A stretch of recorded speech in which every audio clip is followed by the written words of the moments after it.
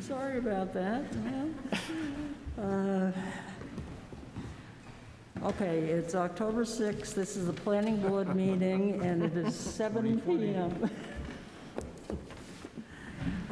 This is a in-person and virtual session of the planning board.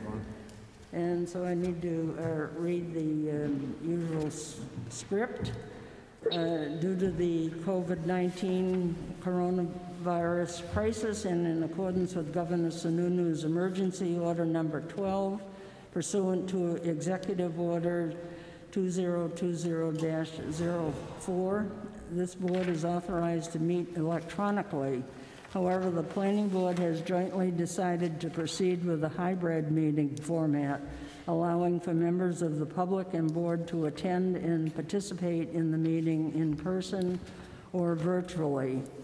In accordance with RSA 91-A:2(3), the board has one member joining the meeting remotely, which a public body has the authorization to allow. In accordance with Emergency Order 12, the members of the public, this is to confirm that we are the following. Number one, providing public access to the meeting by telephone with additional access possibilities by video or other electronic means through GoToMeeting. All members of the public and board have the ability to communicate contemporaneously during this meeting through the GoToMeeting platform, and the public has access to contemporaneously listen and, if necessary, participate in this meeting through dialing the following phone: 1-646-749-3122, followed by the audio access code 918-242-429, or by video following the directions on the Town of Wolfeboro website, posted on the home page under the virtual town meeting login information page. Number two, providing public notice of the necessary information for accessing the meeting. We previously gave notice to the public of how to access the meeting in person or using GoToMeeting, and the instructions are provided on the Town of Wolfeboro website at wolfeboronh.us on the virtual town meeting login information page. Number three, providing a mechanism for the public to alert the public body during the meeting if there are problems with access. If anybody has a problem accessing the meeting via phone or computer, please immediately call 603-391-8489 or email planning director at wolfeboronh.us. In the event that the public is unable to access the meeting, we will adjourn the meeting and have it rescheduled at that time. Okay, at this time, I will now do a roll call vote for attendance. Mike Hodder. Present. Von Dugan. Here. Susan Replier. Here. Julie Jacobs. Here. Julie is the alternate. And Brad Harriman. Here. Thank you, the Board of Selectmen representative. Peter Goodwin. Is Here. Okay, thank you, Peter. And John Thurston. He did not indicate that he'd be absent, but he was not here this evening. Okay, all right, thank you. And Kathy Barnard, I'm present. And Julie, since we have one member of the planning board who is not here tonight, would you be willing to sit on the cases? You've looked at Sure, the I can. information. Okay, all right, thank you very much. So we have 7 members. All right, we have 3 public hearings, and the process is that, first of all, the applicant will present the item and tell us the relevant issues related to your project. The planning board members will ask any questions that they have. The planning director, if he has anything to add, he'll also do that. Once we determine that questions have been answered and the application is complete, we'll make a motion to accept that application as complete and open the public hearing. When the public hearing is open, any member of the public that wants to comment on the item will have an opportunity to do so. Again, we'll have more opportunity for planning board questions and comments. So that's the process, and once the public hearing is over, I'll close the public hearing, and generally we'll act on the items on the agenda this evening. So the first item, first public hearing, Stephen Fish Trust.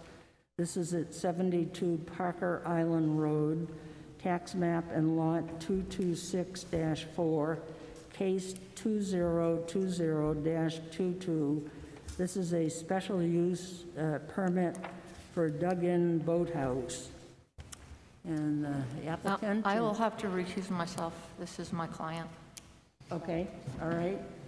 Thanks, Vaughn. Okay, so there are now six members sitting. Is that okay with you? Okay. Then why don't you go ahead and go through the application for us. Okay, my name is Paul Goodwin. I'm representing Mr. Fish, who can't be here this evening.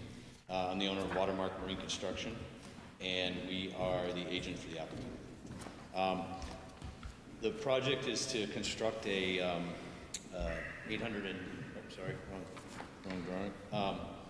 construct a dug-in boathouse on Parker Island Road. The project has been approved by New Hampshire DES. We have a wetlands permit. It's also been approved by the Governor's Council. And the Army Corps has signed off. We don't need a separate approval from the Army Corps. The plan up on the screen right now is the approved plan from DES. So you can see the boathouse is a bit of an irregular shape. It met the previous DES regulation for 900 square foot boathouse. I'm going to talk more about what that means in a minute, but a question came up in the planner's review to address the roof overhangs. And the way it works, and I can't explain why, but boathouses are allowed to be 900 square feet, and that's the footprint of the boathouse. That regulation relates to the definition of footprint under the wetland statute, which is RSA 482A. 482B, which is shoreland, regulates structures differently. So DES allows us a 1-foot roof overhang. So the 900 square foot is the boathouse itself, and the roof overhangs are in addition to that, limited to 1 foot. That was prior to December 15th, 2019, when there is no more 900 square foot, and you can make a boathouse as big as you want, like we used to do. And the challenge or the complication now is that the way DES qualifies a boathouse as a water-dependent structure, they no longer count the water portion. So you have to look at a boathouse now as only the roof overhangs and the walls, and the part that covers water is no longer counted in the square footage of the structure. It's very confusing. It's very difficult to draw. It's very difficult to get your head around. We're not asking for that. This was approved under the previous DES regulations in both shoreline and wetlands as effective prior to December 15th. So we meet the 900 square foot rule. This is what we're proposing. The concept, just so you can understand what I'm talking about, is that if you look at the plans, I don't know if you can zoom out of that, Matt, just to show.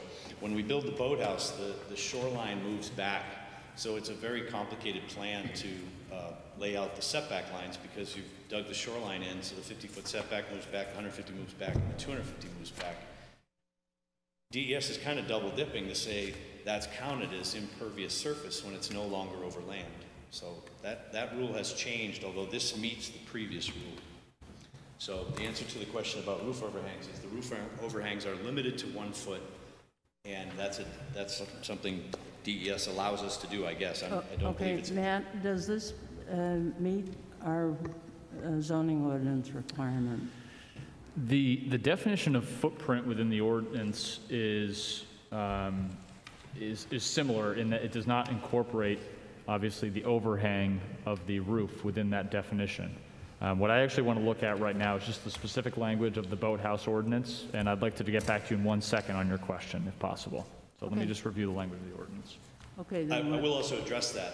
Okay. The M&A development boathouse that was approved, I believe the address is Whitegate Road. It's right by Kerry Beach. In 2018. That's the exact same thing as this, and it was approved. So it has 1 foot, it says right on the plan, I have the plan here, it says limited to 1 foot roof overhangs. Yep. It was 892 square feet, so that's already been built, it's been approved and permitted and constructed. And that, I have other data, I'm glad to put it in the file if you want, from one we did recently in Alton, which is the same way. okay, well, let's stick to Wolfeboro. Okay, well, I'm talking about the 1 foot roof overhang. That's a DES regulation, and then one we did in Tuftonboro. So the 1 foot roof overhang is the way DES does it for some reason. Okay, all I'm doing is looking at our zoning ordinance requirements and trying to make sure that we can comply with them. And the ordinance is clear. It's based on footprint, and clearly overhangs are not an element of a building footprint. The second thing that is in the planning director's review is the a discrepancy and a stormwater management.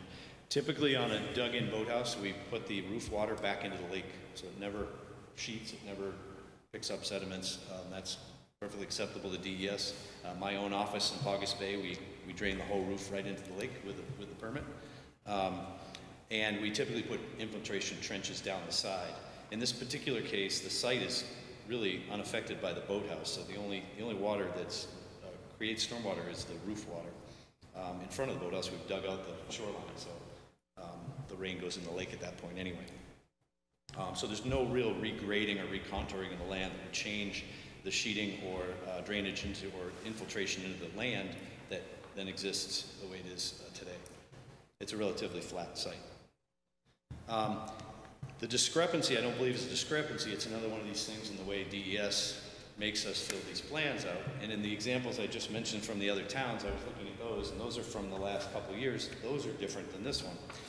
So the bank is only full lake up to the change in slope. So in this plan, it's pretty close to the front of the boathouse. So when we did our math, we called that the bank impact. That is not the impact where the boathouse is. The bank is only the part from full lake up the slope till the change in grade, or basically it kind of flattens out there. I think if you got 10 people to identify top of bank, you probably actually get 10 answers, but it's pretty much the area in front of the boathouse, lakeward of the boathouse. So the reason it's separated out is on the DES forms, they ask for the bank impact, separate from upland impacts. So it's not a discrepancy, it's just the way it's added up. So the bank impact is 114 square feet, and the impact of the boathouse itself is 899 square feet. So the boathouse is upland, the bank impact is where their jurisdiction is. Technically, wetlands jurisdiction ends at the top of the bank, but there's language that talks about water-dependent structures can be permitted through wetlands and not necessarily have to go through the shoreline process as long as it meets the shoreline program. Madam Chair, if I may just ask a question, and this is my own ignorance in the application, but when I looked at the DES permit, it specifically says 2,865. Where does that specific number come from? So it says 2,865 square feet of bank along 35 linear feet of shoreline. Correct. So, I'm sorry, I just don't, that was the one I couldn't. That's not the impact for the boathouse, that's the total impact of the project, including temporary access. Understood. Okay. That kind of ties to a shoreline permit. If you read a shoreline permit, you see these things for 35,000 square feet. Well, it's not a 35,000 square foot house, it's the total impact. So, DES permits are recorded at the Registry of Deeds and do not include plans necessarily. Most of them don't. So they have to write everything in words and get it something that you would be able to figure out what was going on later for the Registry of Deeds. And I think there was one more thing in the planning, construction sequence, which I have right here, and I have copies. It's odd that there's no construction sequence in, I think it must be in there somewhere, but I looked quickly through the wetlands permit and I did not see it. It is not in the application packet. That's strange.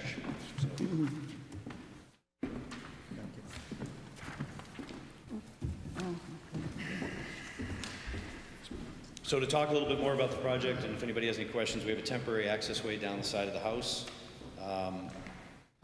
I just gave you all the copies of my construction sequence, but obviously the first step is siltation and turbidity controls. The shoreland portion, which there isn't a separate shoreland permit here, but the shoreland portion of the project requires orange fencing around the perimeter of the project, so we'll put the orange fencing in. Remove the trees as shown on the plan. Install a sheet steel cofferdam to hold the lake back. Excavate the foundation area and dewater it. There is what's called a dirt bag, which is a dewatering brand name for a dewatering basin, which is shown on that plan up on the screen. It's a little bit to the middle right. It's a hay bale area with a it's basically a filter bag. We'll form and pour the concrete foundation. Strip it. I think the rest of it kind of makes sense. There's two wing walls on the front, the lakeward side, to hold the earth outside the foundation. And then we'll build the boathouse and wrap up, and then basically replant. There's a couple areas for replanting, and the landscaping will be completed at the end. And then once everything's stable, the turbidity controls will be removed.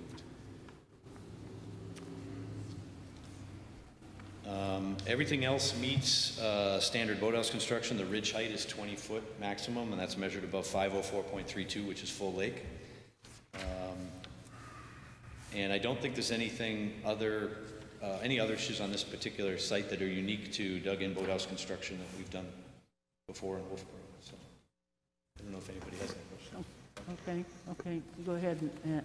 Just for consistency of the record, Paul, would you mind walking us through, and I apologize because I know this is clear in the record, but would you just walk us through the special use permit, B1 and B2 responses that you gave? You did respond to all the criteria. I just wanted you to, if you could quickly walk us through those, pages 1 and 2, that'd be great. We traditionally ask boathouse applicants just to go through these so that we have a clear record of how the proposal addresses Okay, and that's the in my ordinance. response to... What's that? I'm looking for it. It's in my response. Just Yes, like it's this document right here. It says 175-10.1 special uses. Okay. Matt, can we just stipulate that that's been submitted as part of the record, or do you want the applicant to actually read this out? You are certainly welcome to do that, but traditionally you have asked for them to, I don't feel it's necessary legally, but I think it's very clear in the record, but traditionally the board has asked the applicant to go through those criteria. It's up to you. I don't think it's necessary, and I think it's very clear within the board's record. Okay, board members, do you want the applicant to go through these? They are in the information we received in the application. We have them in front of us. Yes. I don't think we need to, but that's just my opinion. Not needed. What was that, Peter? I'm sorry. He said not needed. Okay. Not needed. I did write a pretty lengthy answer to each one of those questions. Yes, you did. And I believe it's in the record. Right, okay. All right, planning board members, questions? I have one comment, and the Conservation Commission indicated that the having these boats put on dry land and shrink wrapped was an alternate possibility. And I would suggest that over a number of years, probably decades, would be less costly than building this boathouse. I don't really see any problem with the boathouse, but I guess I wonder why you need it when there are other options. The way they're permitted through DES is twofold. One is it's an alternative that provides year-round protection for the boat, not just the winter, and the fact that there's no protrusion into public waters. So the public waters in New Hampshire, as you all know, are held in fee simple public trust by the state, and so that these two boat slips do not protrude into public waters. That's how they get approved at DES. That's the theory behind it. Okay. You could, I'm sorry, Julie. So you're saying that there will be no docks at all that stick out?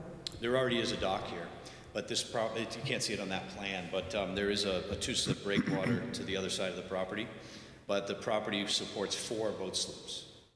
So to add the other 2, this does not protrude into public waters. Neither would a retractable dock system either, except when it is down during the season to protrude into the public waters. So that argument doesn't really hold much water as far as I'm concerned. The boats could be taken off onto dry land, shrink wrapped and stored, and the dock could be raised up, lowered only during season. So the boathouse is a personal choice more than it is an environmentally more sound choice than the alternate, a seasonal dock system with shrink wrapping of boats during the wintertime. I don't believe a seasonal dock would work at this property. It probably, I'm going to say most every neighbor has a breakwater because it's such a rough spot. So that type of dock would, and a breakwater is allowed along this shoreline. There's a breakwater map that DES uses. But boathouses are allowed by DES. So Agreed, and we also allow them by our ordinance under certain circumstances.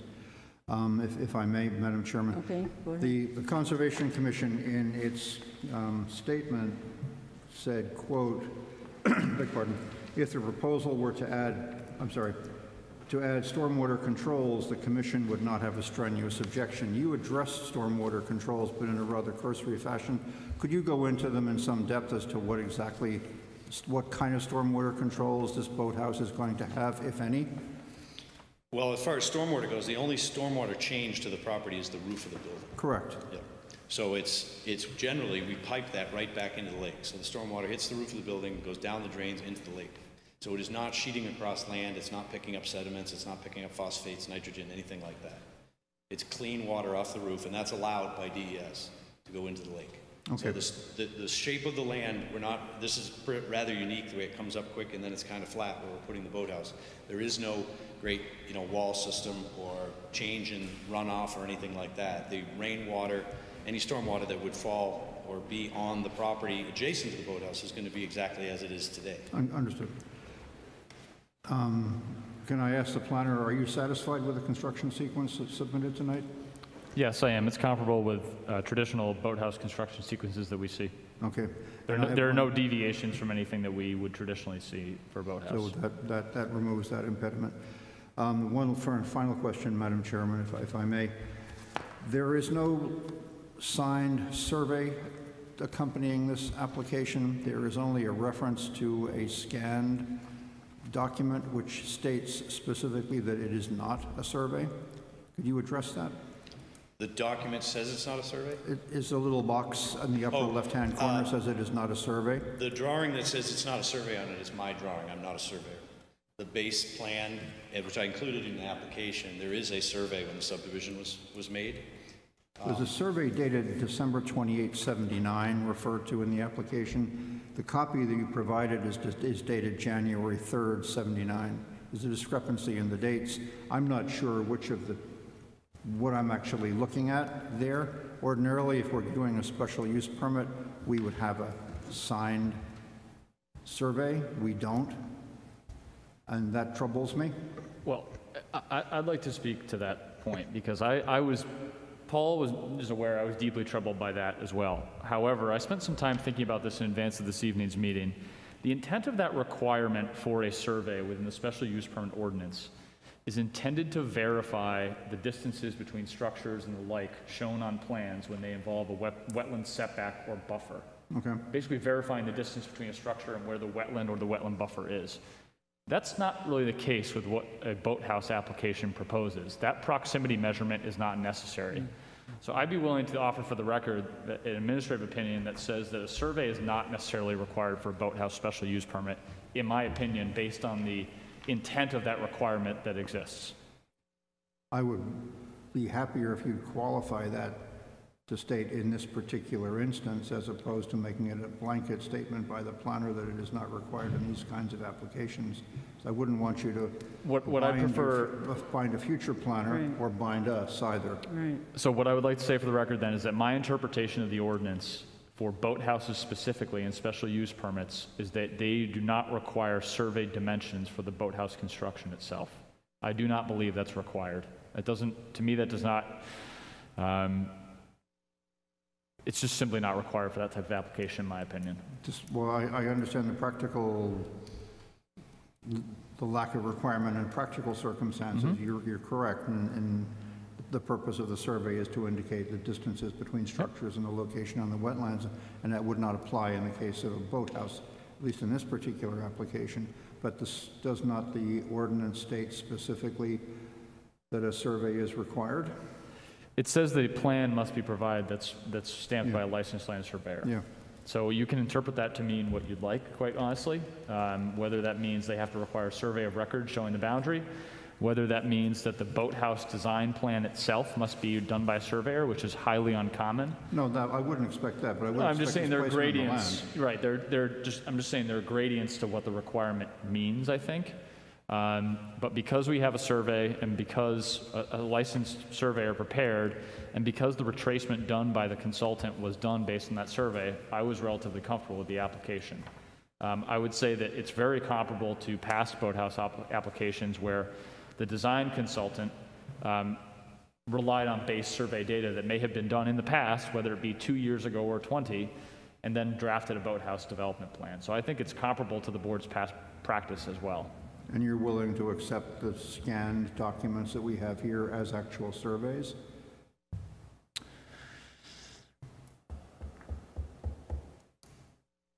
I think it's a recorded document of record stamped by a licensed land surveyor, so I am willing to accept it. Clearly, the surveyor's plan has not been modified in any way. All that's been done is a retracement, which is perfectly legal as far as I'm aware. So I think that the submission of the survey is acceptable. Okay, thank you. As reference. Sounds like we probably should take a look at the ordinance In the future, in the future. And this requirement has, quite frankly, been an issue for many years. Yeah, right. In many different applications for special use permitting. So I think it's something the board may want to take under advisement. Yeah, but requiring the special use permit, it doesn't quite fit when we're dealing usually with wetlands like we will be on the next application. And so I think that's part of the issue, but still, we probably should look at that. Yes, I Because agree. I think we have tripped over this a couple times. Yep. But, Matt, just one more question. You're confident that this meets the standards that we are required to look at? Yes, I think the primary issue raised was the overhang one that, quite Yeah. frankly, I probably should not have raised, because I think it goes beyond the extent of the regulatory power of the ordinance. The ordinance is clear that it's a footprint-based maximum size.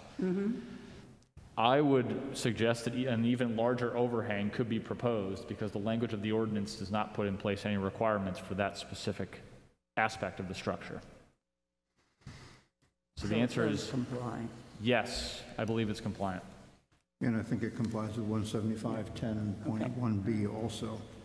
Okay. And the reason I give a lengthy answer is because in the past, I think I've asked this question of prior applicants, and I think perhaps it wasn't relevant to the application, quite honestly.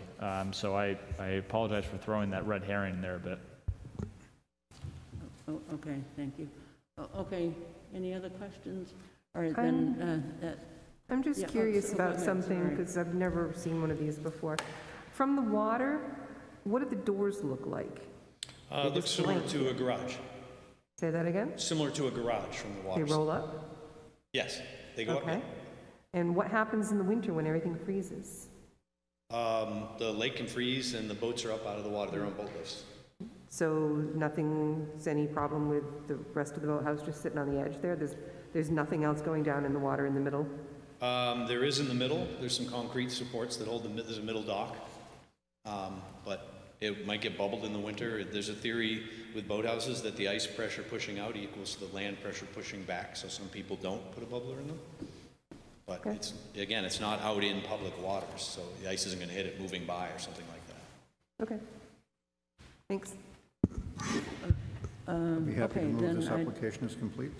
yes, I entertain a motion to accept the application as complete. Did So you moved. just make that? I did. Okay, all right, the motion has been made.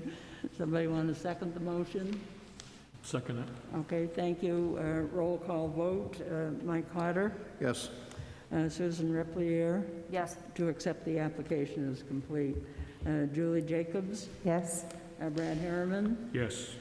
Peter Goodwin, Yes. and Kathy Barnard. I vote in the affirmative, so the application is accepted as complete, and I can open the public hearing. Is there any member of the public that wants to comment on this application? Okay, come on up and just give us your name, please. Hi, my name is David Chappelle. We are the neighbor. So I just have questions. Again, it's their property and it's legal and everything. Okay. So the concerns probably that I have first, the plans weren't posted on the website. So we weren't, in the letter we received, it said that the plans would be posted with all the comments, et cetera. Wasn't there, so we didn't really have a chance to look through anything. That's one thing, and other people would probably have the same concerns for other properties. Okay. I'm happy to address that. I failed to post the plans myself, so I take responsibility for that. I indicate that as a standard item on the agendas, and quite frankly, we've been quite good about it, but I failed to do that last Friday. As a result, the plans and materials were not available on the town website for review from abutters. But I would just note for the record, we did not receive any direct calls to the office as far as I understand it. However, it was clear on the application and on the abutter notices that they should look online, so I do take responsibility for that. Okay. So second thing, I just concerns that probably anybody would have next door. This is all granite ledge, so a concern I have is going to be the blasting. That's going to, I'm assuming, they're not going to be digging it out with the shovel. So concerned about blasting, and I'm assuming you do it all the time. So that's just something I call out because I'm concerned about the damage that can happen to our house as they blast granite. But again, probably standard.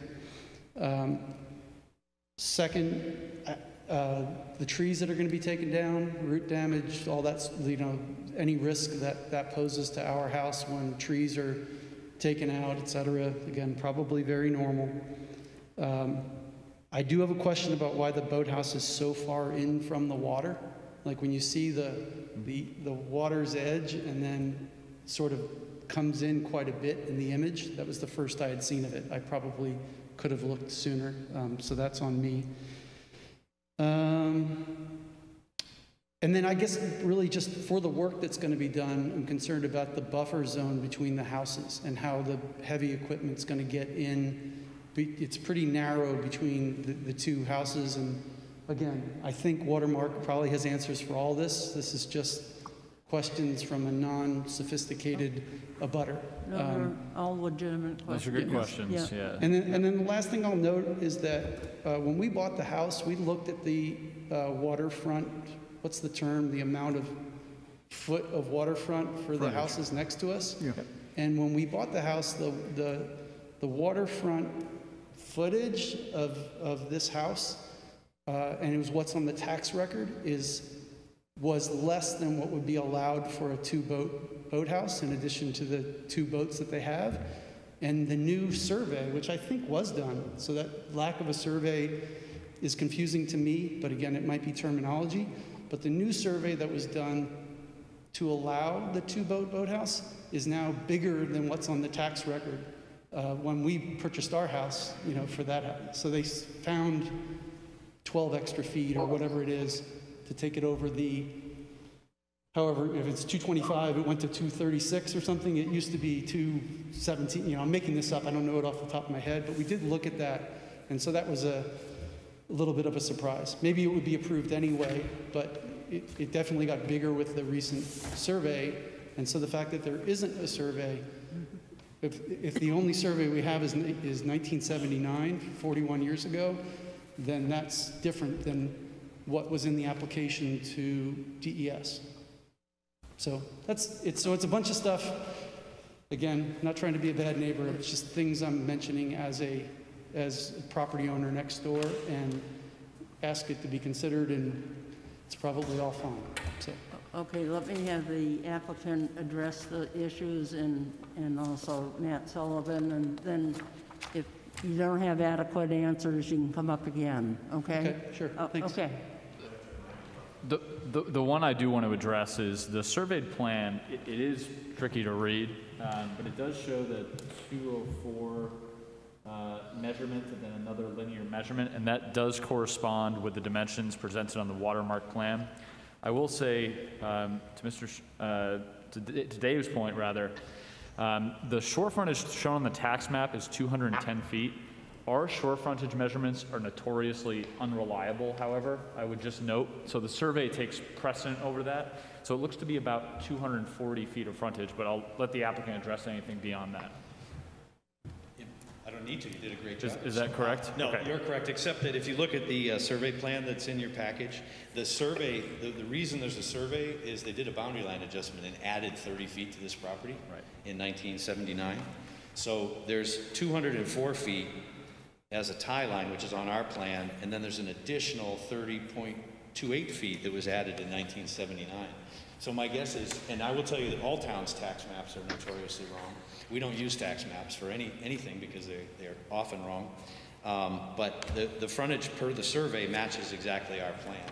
So my guess is the tax map has never been corrected.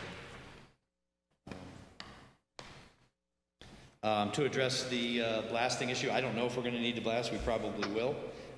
We use a blasting subcontractor, and that's what he does for a living. I did a boathouse right down the street here over on Rocky Shores about 5 years ago. If there is blasting, would the abutters be notified? I believe so.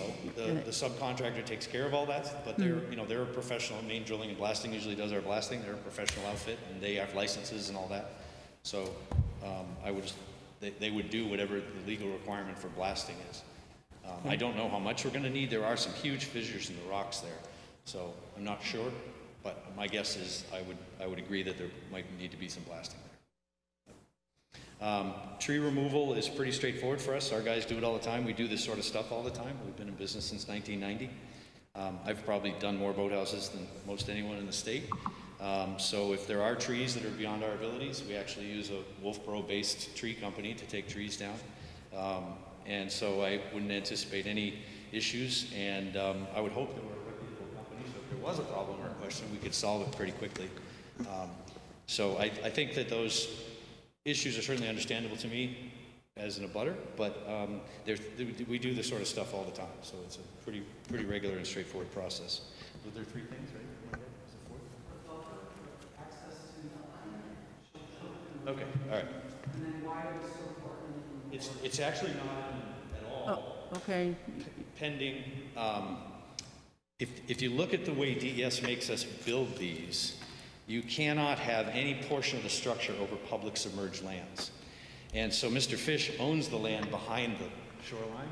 And so if you look at the roof overhang, it's really only in land about a foot because the shoreline has a shape to it and that roof overhang is just inside.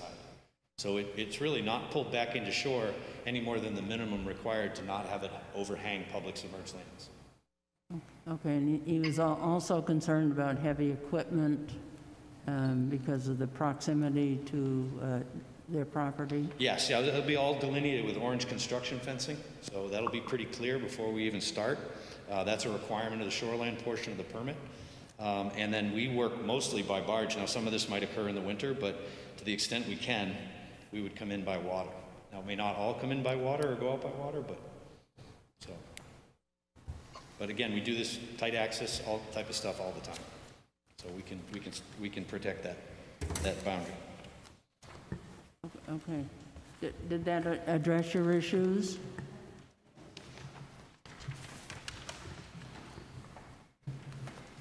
It largely did, and Watermark's been great when they've been working out at the house, so this isn't, issue.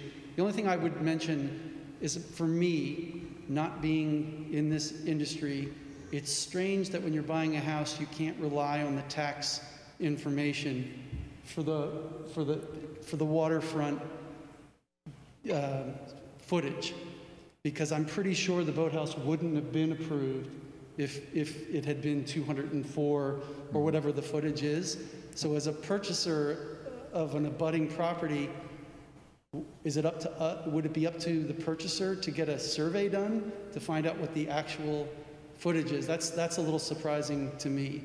The answer is, the answer is yes. It is definitely a part of due diligence that we recommend to everybody when they're purchasing a property, to have a survey done to find out how the deed actually matches up to the land that exists. So we'd do a survey on the property next to us. Oh, not next to you. No, you wouldn't. But when you are looking at purchasing a piece of property, we always recommend that a survey be performed. Oh, yeah, okay. So all I'm saying is we didn't anticipate a boathouse going in 20 feet from our property line because we saw the footage of the property next to us and, you know, the 2 boat slips. There were 3 before, now there's 2. Yep. And so we just assumed that there wouldn't be a boathouse going in 20 feet off the property line. But live and learn. So, because I don't know what we could have gone to look to see the 235 feet or whatever. Yeah, what you could have done is done research at the Carroll County Registry of Deeds yourself. But to your point, it's a large ask for somebody as an abutting property owner to do that. So it's not as easy as it should be. That's all my comments. And I'm sure it's all fine. So it's fun to come every once in a while. Thanks. Okay, thank you. But Matt, bottom line is that the property does comply with the shore frontage, and that requirement is 150. The shore frontage, it does comply with the minimum It lot. does comply. Yes, minimum frontage, yes, but the specific question is about the permitting of boathouses in the context of DES's regulations. Yep. Yeah. So that's where to Dave's point, the shore frontage is a more critical piece of things. Okay, all right. Okay.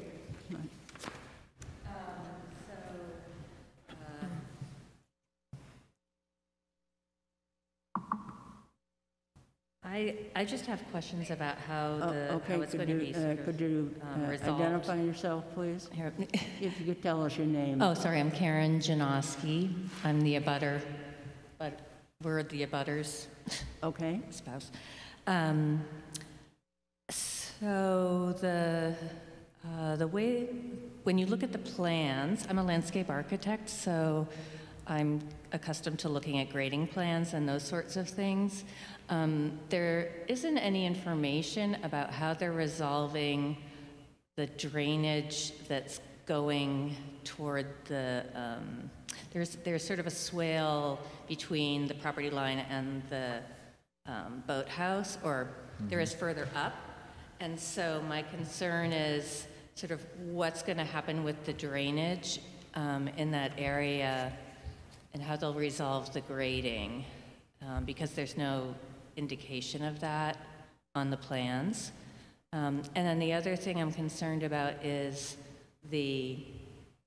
if you zoom out, and I'm not sure whether there's jurisdiction in this, there's any jurisdictional,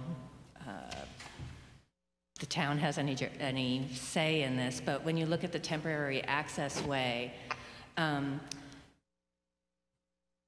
have a hard time believing that they're going to take down that small, it's really tight between the property line and that garage, and then there's a little wall, and we have trees along the entire property line. There's actually an easement that we are required to maintain vegetation along that that property line that's next to the garage. And so I'm concerned that they're going to be driving on our tree roots, and when you look at where the wall is, that stone wall that's just between the garage and the water, they would have to take that down, I think, if they really want 20 feet of access. So I'm just not sure. And they're taking a lot of trees out that aren't shown there in order to do that. And so I don't know if taking trees out is an issue or if there's any jurisdictional concern, but we're concerned about it. Oh, okay. Okay, good. Go ahead, Matt, and then I'll have the... I just wanted to comment that jurisdictionally, our concern between the 50-foot line back from the water and the 150-foot line is primarily in what we refer to as unaltered area. Now, there's a relationship between that unaltered area definition and tree removal, but it's not typically something that we would review as part of this specific process. That's part of our shoreland permit review process. But certainly, I think it's appropriate to ask the applicant to address that just for the abutters edification, I think. I think it's a good question. All right, thank you. We would probably be taking the end of that wall apart and putting it back together. So, I don't know what the issue is with doing that, but it sure looks to me like that's our plan. So we would put the wall back together. To speak to the temporary access, we can't go on the other property, so we're not going to go on their property. We typically put down a mat of wood chips when we make a temporary access way, and then we clean that up when we leave, so there's very little compaction. In this particular case, because it is tight, we will not be using huge equipment. It'll be small equipment, and we will go up and down the access road over the wood chips. So we've done it before and cleaned up. We've gone on lawns and things like that and been able to do these things. So again, we do this all the time. I understand the concerns, but we can't cross the property line, and we're going to use smaller equipment. And if we take the wall apart, we put the wall back together. To address the impacts, you have to look at the shoreline, at the wetlands approval, and the wetlands approval addresses there is no tree cutting requirement, minimums or anything once you're outside the 50-foot. And you can see that on this plan, the 50-foot setback changes with the new shoreline inside the boathouse. So in the shoreland, in the wetlands permit application, we're required to address the shoreland regulations. So in the wetlands permit application, which would be part of the Wolfeboro building permit and the shoreland district, I don't think I need to go into the details right now, but that is all addressed in the wetlands permit application and was approved as part of the wetlands application. So our unaltered area, natural state, all those sorts of things are in the application that would be concurrent, the next one, so to speak, in Wolfeboro, as well as all the tree cutting requirements that were part of the wetlands approval, which is the shoreland approval for New Hampshire DES. So there's an overlay, right? We don't have to get a separate shoreland permit, but we meet all the shoreland regulations. I hope that answers those questions. Paul, I think this is more on the shoreland side, so I apologize, but I think it does have something to do with the drainage question. This temporary access way, it is clear in the plan there will be cutting of trees. There's sort of an existing vegetated line that will be reestablished. There's a reference to it being restored to a natural woodland state. Do you have any sense of what that will be in the end after the temporary access way is removed and any wood chips put down are removed? I don't know. That would be up to whoever does the final landscape. We don't do that part of it. There'll be another subcontractor to take care of that. But the goal was to not make it look like a temporary access way. So this property does have an easement to maintain some buffering on the other side of the line, on the left side of that line as you look at that plan.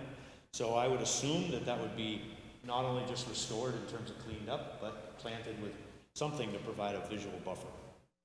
And just for clarification, the trees marked in red on this plan are the only trees that will be removed as part of the boathouse construction specifically? That's correct, and that ties to, again, it's not in this planning board package, but that ties to the tree scoring that would be part of the next application, which is approved by DES. So those are the trees. The trees with the red X's are the approved tree removal. Okay, so you all said thank you. Matt, all the information that he's referring to is in the file and is available for the neighbors to come in and look at. Is that correct? That is not correct, because the information being referred to is part of a separate regulatory process, the shoreline permitting process, and to my knowledge, we do not have that information yet. Is that correct? Yeah, I would say that there is an abutter notice process. So, the abutters were noticed, I could probably exactly tell you when, the abutters were noticed on December 9th, 2019, and this package is in the Conservation Commission files, as well as DES files. We're happy to provide that to the abutter after this meeting, if that's something that would, I'd be happy. Okay, but so you have a copy of it.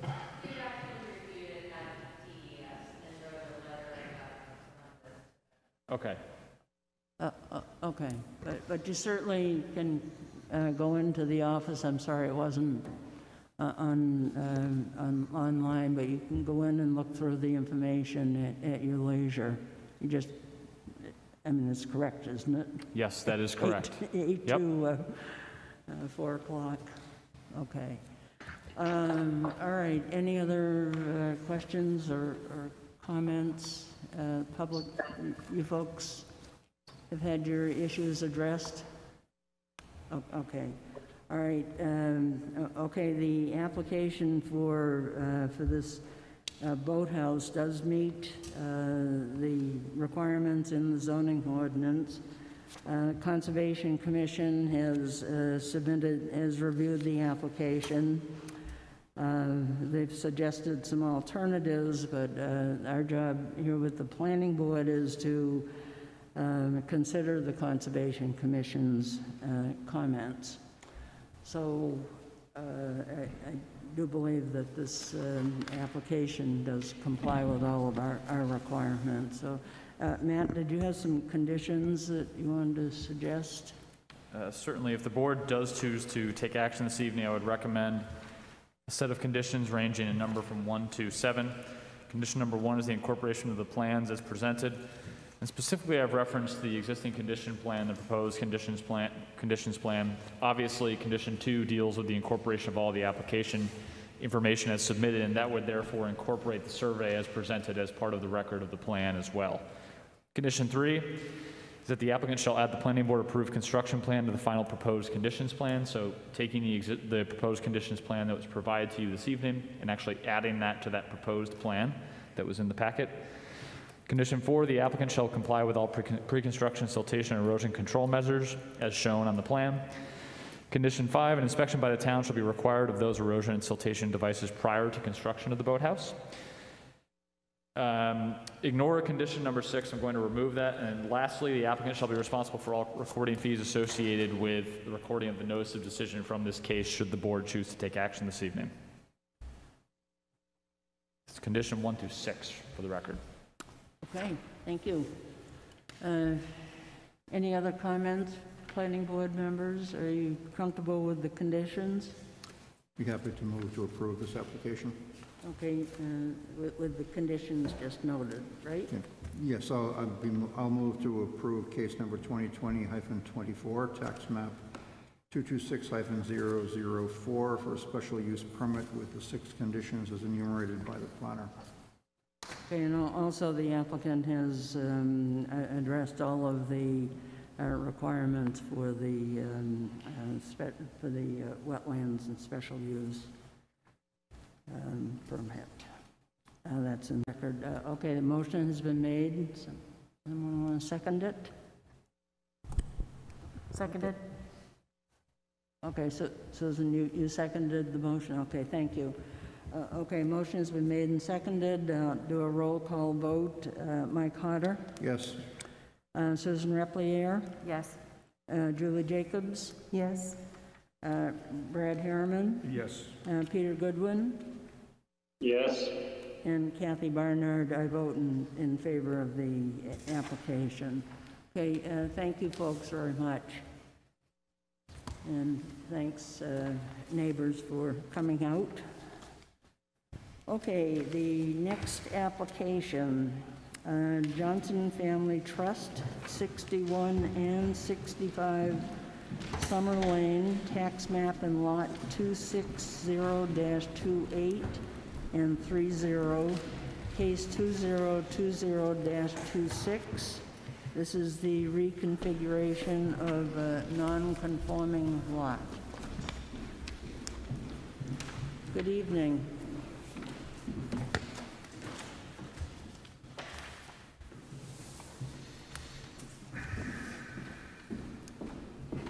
Okay. Good evening, everybody. My name is Brian Berlin.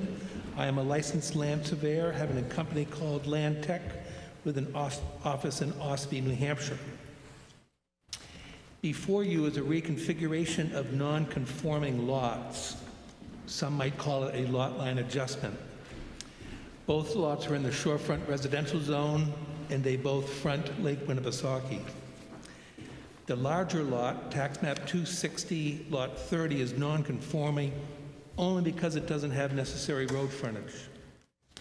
The smaller lot, tax map 260, lot 28, is non-conforming because it too doesn't have road frontage, and it is also too small, being less than an acre.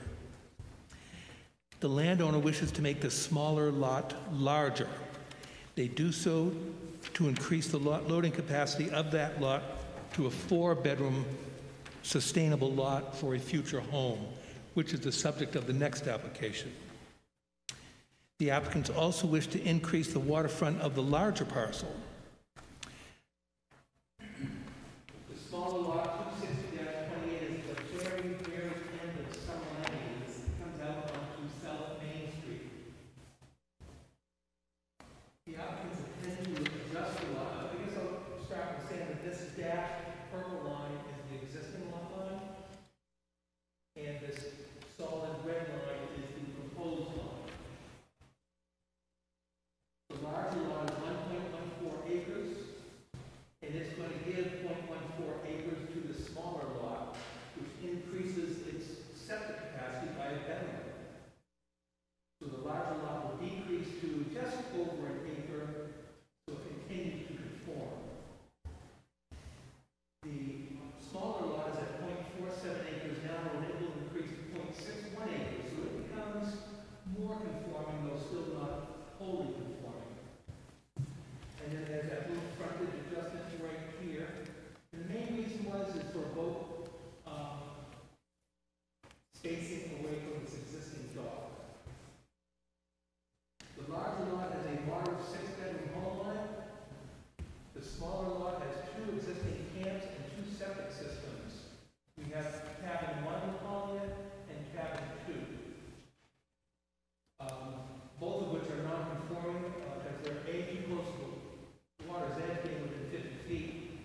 Cabin 2 is within 10 feet of the fully drained wetland, and cabin 1 is about a foot off the side lot line.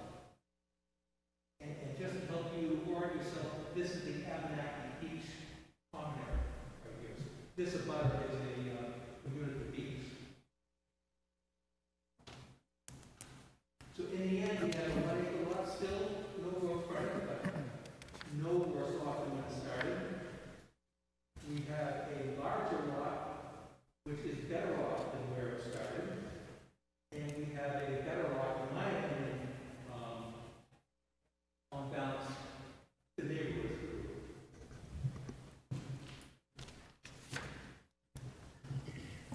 And I would be ready for any questions if I missed anything. Okay, Matt, did you have anything? I have no comments. I think it's a very wise proposal. Okay, and let me just mention that Von Dugan has come back and joining us. Questions? And Matt, the Yes. shore frontage complies on both lots? The shore frontage complies in cases of both lots, Kathy. Yes. Both lots, Yep. okay.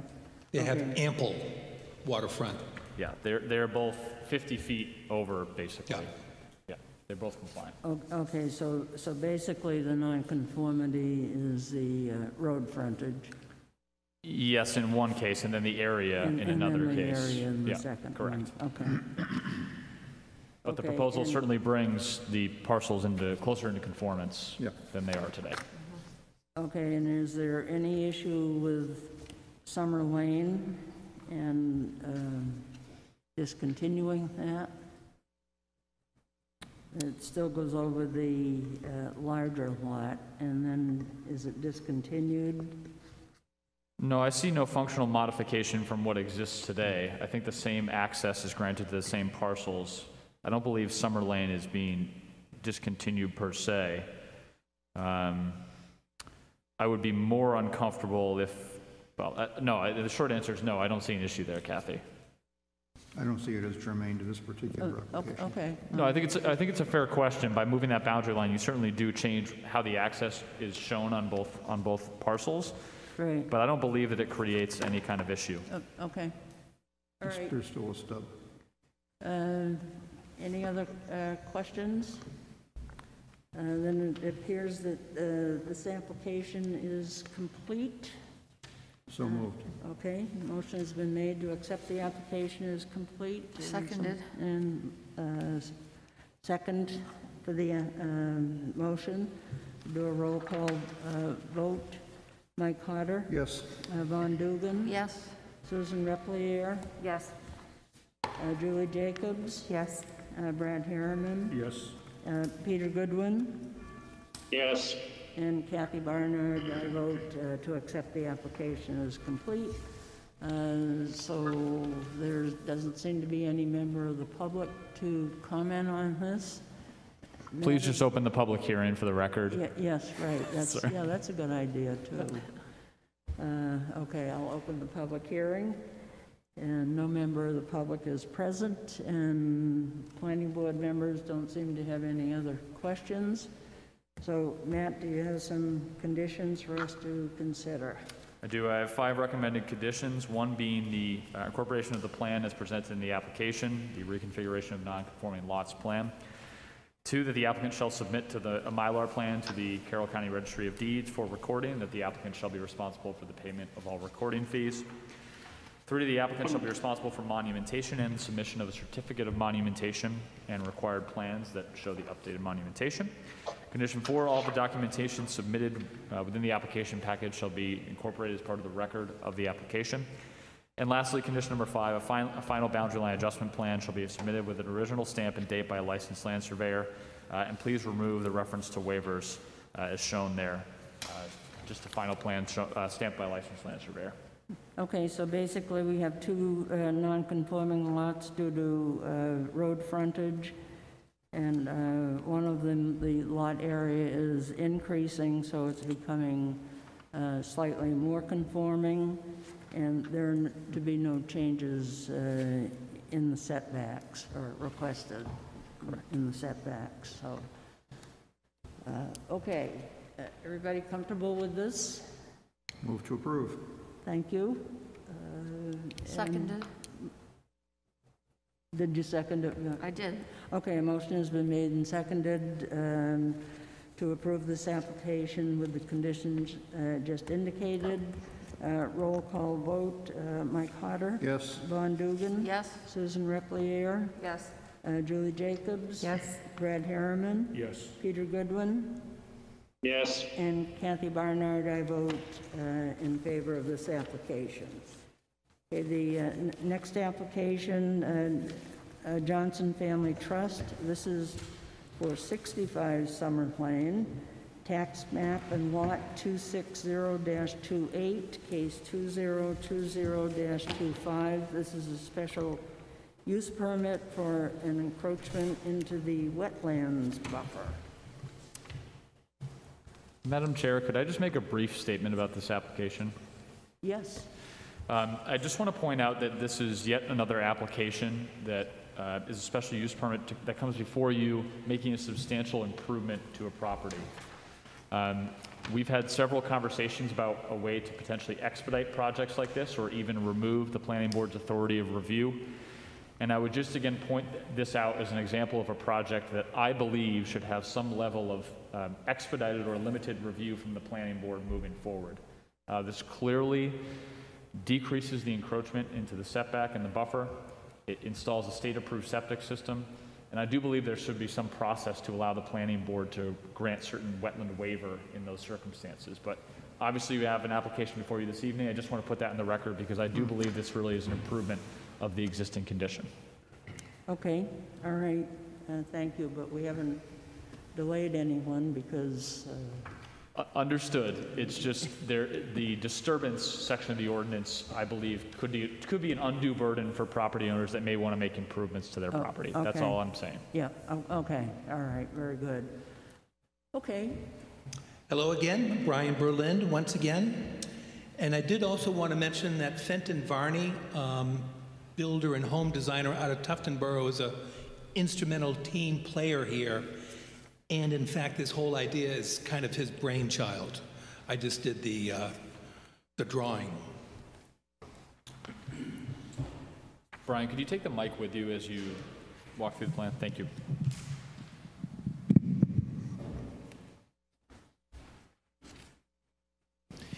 In the last application, we discussed this lot, and this is, again, the one at the very end of Summer Lane. It is the smaller of the 2 lots, having just been made larger moments ago. Interestingly, in the end, this proposal will mean one less user of Summer Lane because there are 2 dwelling units on it now. Cabin 1, as discussed, is too close to the sideline and too close to the water's edge. Cabin 2, shown here in blue, is too close to Winnipesaukee, too close to this wetland.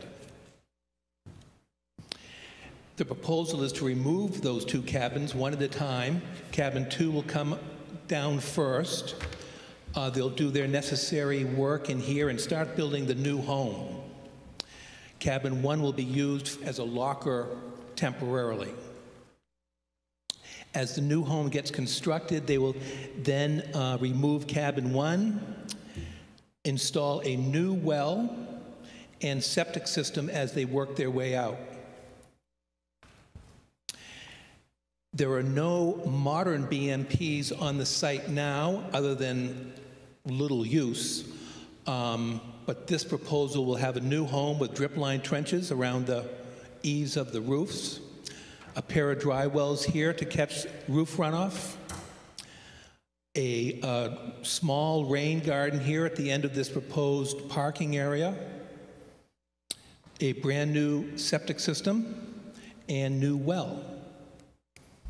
It is almost totally outside the 25-foot buffer. Some of these drip line trenches intrude just a bit, but I think we're talking less than 10 square feet that might be inside that wetlands buffer. We can't make the same claim for the wetland setback, but we're much better than we were, and we're mostly conforming. I put together kind of an encroachment chart here in the top left. Cabin 1 down here is encroaching on the shoreland setback by 110 square feet. Cabin 2 is encroaching on the waterfront setback by 583 square feet. And in the end, that all turns to 0. That's a 693 square foot reduction of encroachment on the shorefront setback. The 25-foot wetlands buffer has 689 square feet of cabin 2 in it, 682 square feet of the existing driveway within it, and the new driveway will be 848 square feet, but it'll have an overall reduction in the 25-foot buffer of 523 square feet. Likewise with the wetland setback, cabin 2 is 962 square feet in the wetland setback. It will be 160 square feet, the new home, when it's done. The driveway will increase a little bit, but the overall reduction in the wetland setback is 431 square feet. And lastly is this 25-foot side setback that's done by cabin 1. That will go to 0, from 672 to 0 square feet. And the last positive news I have for you is this proposal is 190 square feet less hardscape than the existing condition. So even our porosity is increased by this proposal. And I think that would cover my presentation. Thank you. Did you have anything further you wanted to add, Matt? No, I guess I'm feeling good because this is the last public hearing that I have. But Brian, I thought you did a great job with this plan, putting both the... We haven't gotten through the CIP yet. Well, yeah, but the encroachment table was much appreciated when I went through my review. I thought this was a well-done plan. I just want to clarify that the water source is a well, because that was noted by the Conservation Commission. Yes. So the water source is a well. Right. This is intended to be a year-round home if possible. Okay. There is a temporary overland municipal water thing running through the site. Seasonal water line. Seasonal, yes. Yep. Yes. And Brian, you did provide the board with a construction sequence that I left on your tables as you came in this evening, so that has been addressed, although I think it's pretty straightforward. And then lastly, I think this has been well addressed, but there's really no alternative location on the site due to the shoreland requirements and the wetland. Is that fair to say? And I don't want to speak for the applicant, but based on my review, that seemed to be the primary constraint. I would say that is very fair to say. Okay. Anything else would increase either on the 30-foot or the 25-foot. Okay, understood. I have no additional comments, Madam Chair. Okay, thank you. Okay, questions? Shall we move it to be complete first? Um, So moved. Seconded. Motion has been made and seconded. Usually we ask questions, but there were none, right? Well, I have some questions that once we get into, once you open the public hearing, I have a couple of questions for Brian after that. Okay. For the application. Okay, motion has been made and seconded. Roll call to accept the application is complete. Mike Potter, Yes, Von Dugan, Yes. Susan Replier, Yes. Julie Jacobs, Yes? Brad Harriman, Yes. Peter Goodwin, Yes. and Kathy Barnard. I vote yes. Okay, I'm going to open the public hearing now for this application. Okay, Mike, would you like to ask a question? yeah, two questions. One, Brian, there's no change to the easement to the newly configured lot? The easement conditions allow access to the newly configured lot. Kathy brought that up in the first application. Now that we're looking at site plan review for this reconfigured lot and this particular location, I'm asking, is there any changes or any impacts on the easement for access to this lot? Both deeds have the easement included. So this very end lot also has its own easement. Okay. But there will be an impact, and that is 2 dwellings to 1, so there'll be a less user to that I understand that. I just want to make sure that there is And the easement will access via easement. the easement will survive. Yes. That was, and I think that was Kathy's question. I had the same when I looked at it, but the easement will survive the reconfiguration. Okay, and the other question is, and this is something I'm not familiar with, 75-foot well setback. The septic system for this new lot appears to intrude into that 75-foot well setback based on the plan. If I'm not misreading it, can you You are not explain to misreading me it. Yes. how we can have an encroachment for a well by a septic system? We get a waiver from the state. Okay. Brian makes it sound very easy, but it is possible. I get 99 out of 100 waiver requests. We're also proposing a on-site sewage treatment system called an electric septic tank. It's called a FujiClean. It will then emit into a leach field. Yep. But all the biohazard that is associated with effluent are greatly reduced by this FujiClean. I'm not interested in, not concerned with that, I'm simply concerned with the setback. If there is no problem with the design as presented here, with a septic system which appears to intrude into a well setback, then I have no... They are granted in many cases. It would scare you perhaps just how often they are. I had 2 last year where it was just no problem getting that waiver by using the FujiClean. And that's not something that we need to specify in our conditions of approval? No, it's not. And I expect that in the future, when we have cleaner systems universally, that well radius could even potentially change. That's part of the reason that I think they grant the waivers, because they recognize that there's being improvement made to both systems. But I don't believe there needs to be a condition added to this, no. Okay, thank you, Brian. And I would add, the reason for that is that the special use permit does not involve either of those specific elements of the site. No, I understand that, but it's something, a matter of concern, and I feel uncomfortable. Sure. And sense. Brian did address all of the criteria for Oh, the thank you. special use. Thank you. I will say that because this is a pre-developed lot, it's much easier to get these waivers. I would not feel as confident about it as if this was raw land and we had that 75-foot well radius easement. Okay, I have not experienced that yet in my practice. okay. Okay, go ahead, Julie. I just have one question with the septic system here. It says proposed what? I can't quite read it. What do those words say? Proposed what? EDA, effluent disposal area. Okay. Thank you. I just can't read it. Madam Chair, Brian, did you talk about the stormwater management piece? I'm sorry, if you did, I apologize, but did you review the different techniques being used? You did? The drip line trenches, Yes, I'm dry sorry. wells, and rain I'm sorry, I gardens. think I was writing a note. Yep. I apologize. Yeah, Okay. he mentioned it. Sorry about that. Go ahead, Brad. Yeah, Brian, going back on the septic here too, I do have a quick question. I think I kind of know the answer. I want to just bring it up. At the end, the corner of the driveway and the garage, you have 2 dry wells shown there? And there's a detail down the bottom showing them. So I'm assuming those are there to catch the water coming down the driveway and disperse along the face of the garage so it doesn't run by the leach field? Is that? It's supposed to catch mostly garage water. Okay, yep. And those are, I assume, pretty similar to the waiver, like for the 75-foot setback, because I've been out of it for quite a while, but you used to have to be 75 feet away from that type of stuff also back in the older days, I guess. I haven't had that problem recently. Yeah, okay. Huh. That's a really good point, Brad. I didn't even think about that, honestly, but that really would be, traditionally, that would be a concern, I think. Yeah. But, so they're more lenient now on those sorts of things. Yes. Interesting. If something intercepts the water table, then the setback is 75 feet. Right. But if it's above, it's much more lenient. Right.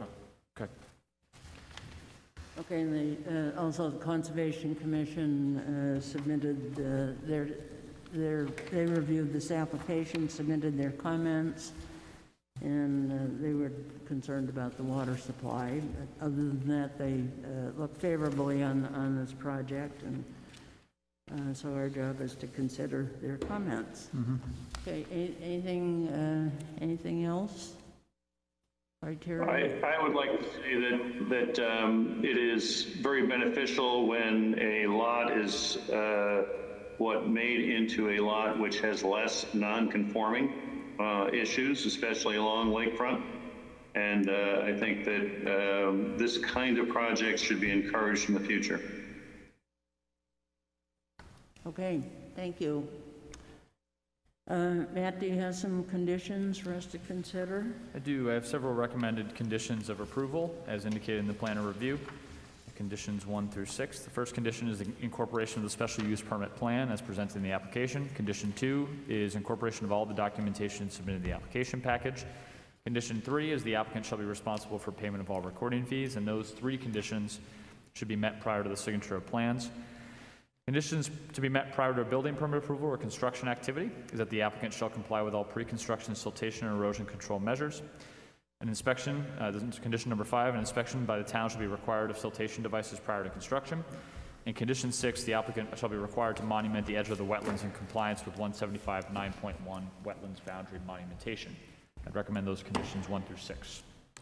Okay, and certainly this is an overall improvement as far as the wetland and buffer setbacks and the addition of the stormwater management and upgrading septic systems. So I'd entertain a motion. You did not close the public hearing, just as a note. I'm sorry. Public hearing.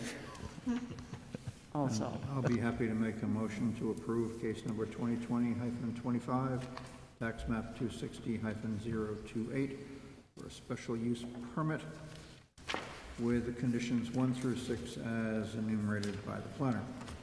Thank you. Motion has been made and seconded.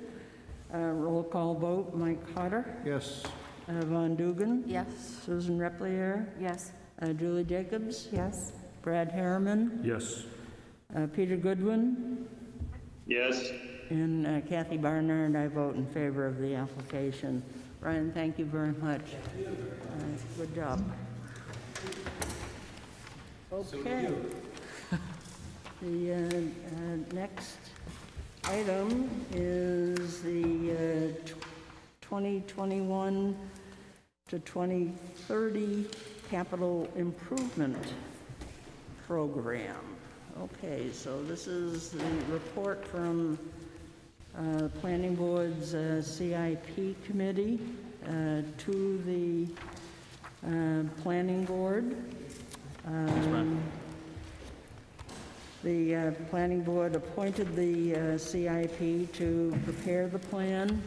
The committee has been working on it since the end of July and completed our task on October 1st after meeting with the department heads, the town manager, and great leadership from Matt Sullivan.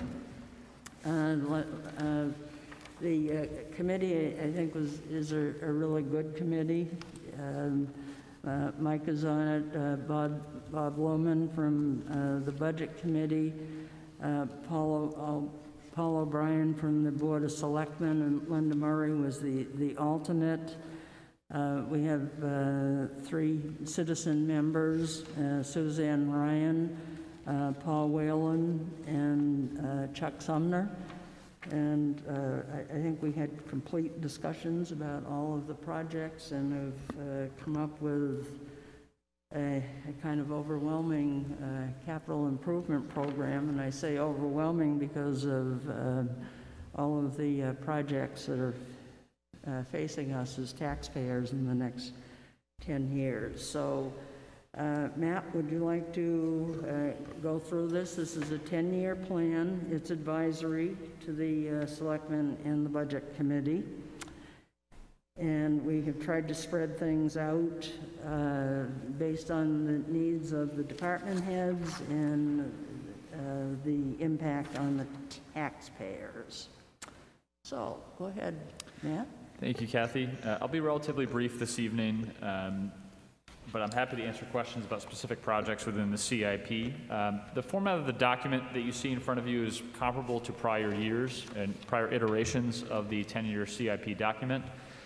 Like I have said in prior presentations, obviously as we look at outer years of the capital improvement plan, those beyond even just the next coming year, 2021, the project estimates and the number of projects becomes a little more volatile as we look forward because we can't always anticipate the needs that we have within specific departments. So when we formulate the CIP, there's a real focus on the 2021 year or the upcoming project year. One of the things that this board discussed earlier this year that you'll see reflected within the document is the fact that in an effort to respond to that, the CIP committee actually took a vote this year with every 2021 project to either recommend or not recommend that specific project expenditure. You'll see that reflected both in the narrative for those projects and the CIP spreadsheet itself. What I'd like to do now is actually walk through the CIP, but rather than going page by page, which I know can be quite painful, what I would urge everyone to do is actually just go straight to the colored piece of paper, which is actually the CIP Index Spreadsheet. And what I'll do is I'll focus on the 2021 projects, and I'll try to talk a bit about each of those, and I'll also make some other specific notes as we go through this. I do want to note that we, as part of a few years ago, we did develop this sort of color coding. I'd urge you to ignore that for the purposes of this. That was really just done to help flag attention to specific items within the plan. Generally, this, as you see it here, is organized by department, and I do want to start with the Municipal Electric Department. In 2021, they have one specific project proposed. It's actually what I would describe as an overage to the voltage conversion that was done or appropriated by the voters 2 years ago. When the Municipal Electric Department went out to bid for that project and ultimately got into doing the work for it, they realized that the amount that was bonded at that time, which was $3.65 million, I believe, was not adequate to actually complete the work. As a result, they'll be returning to the voters, we anticipate, in 2021, in March of 2021, to request additional funding to complete that work so that the project can be done in whole. Despite this overage and obviously the unexpected expenditure that's required here, the CIP did recommend this project to move forward. There are currently active discussions happening about whether the project will be paid out of current fund balance for the Municipal Electric Department, or will it be bonded potentially long term. That's an active discussion that will happen moving forward.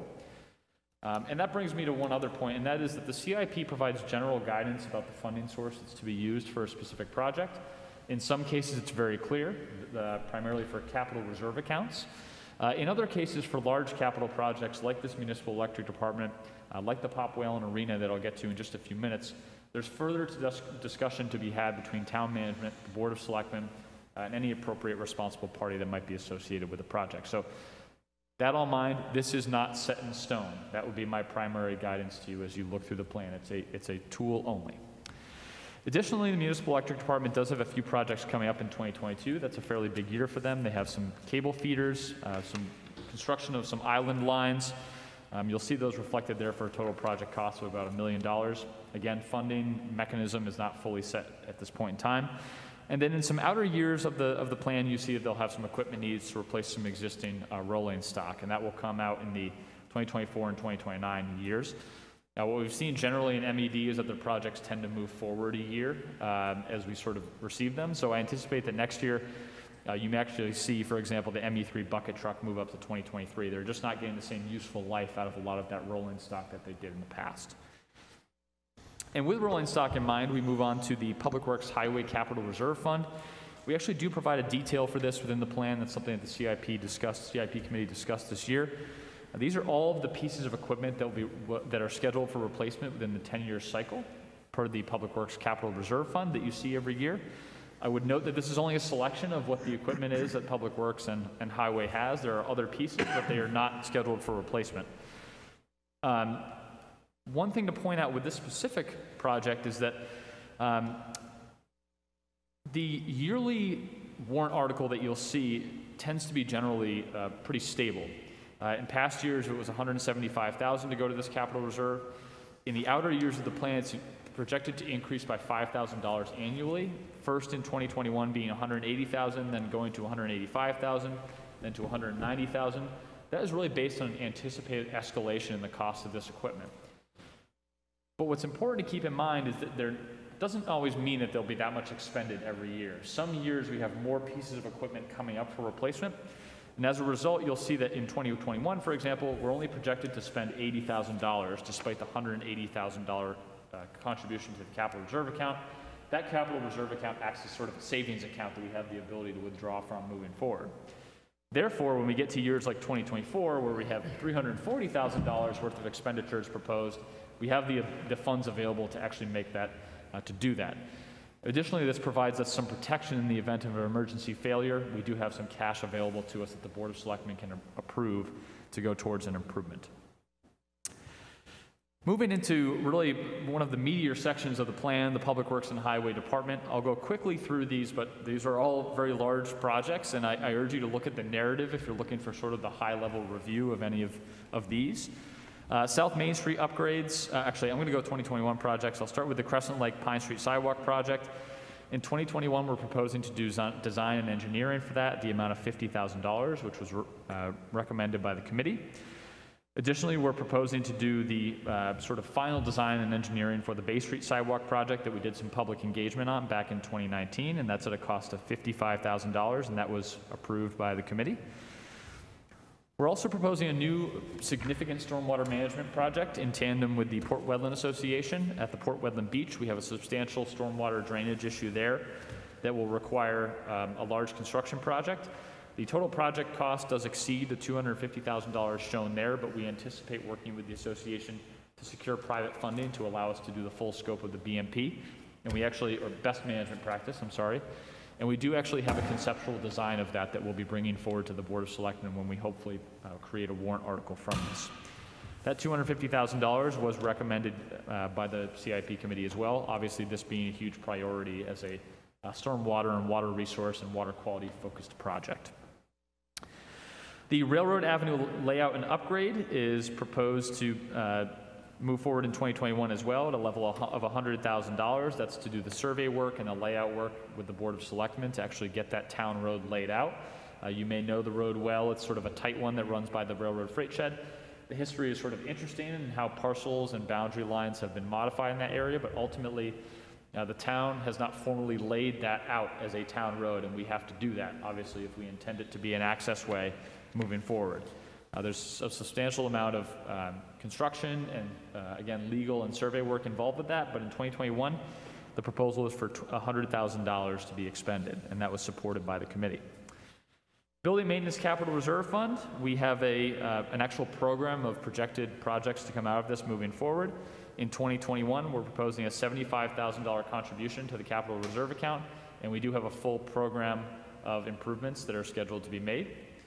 And you can see that, like the Public Works Highway Department Capital Reserve, we are proposing a $25,000 increase annually to this Capital Reserve account based on anticipated needs and upgrades for our facilities moving forward. The annual road maintenance and upgrades, this is a mainstay here in Wolfeboro, obviously. We are proposing to contribute $950,000 to a very specified program for road upgrades and maintenance based on the RSMS, or the Road System Management, RSMS, Road Surface Management System. There we go. Which is actually a long-term plan for how and where and when roads are going to be upgraded moving forward. So we have a very specific long-term plan that prescribes how we're going to do that. If you'd like a copy, I'm happy to provide it to you. Based on that, we anticipate a $50,000 increase to this appropriation moving forward. And even at that pace, we will likely not keep up with the needs, but we certainly need to make a concerted effort to try and get to that appropriate level of funding moving forward. And then the two last projects in Public Works Highway for 2021 are the dockside dock upgrades. Phase 1 was approved as part of last year's appropriation with the voters. Phase 2 focuses on additional finger dock improvements and some additional sort of shoring up of what's going on down there, and that's $250,000 to be dedicated to that project, considered Phase 2, and that was supported by the Capital Reserve or Capital Improvement Committee.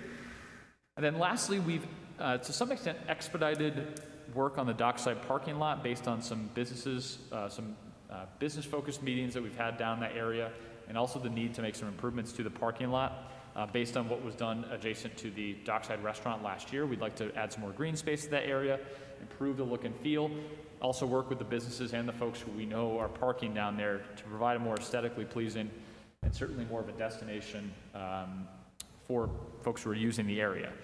As a result, we're proposing is to move the project forward slightly to go in 2021 for a $100,000 appropriation to sort of execute Phase 1 of improvements.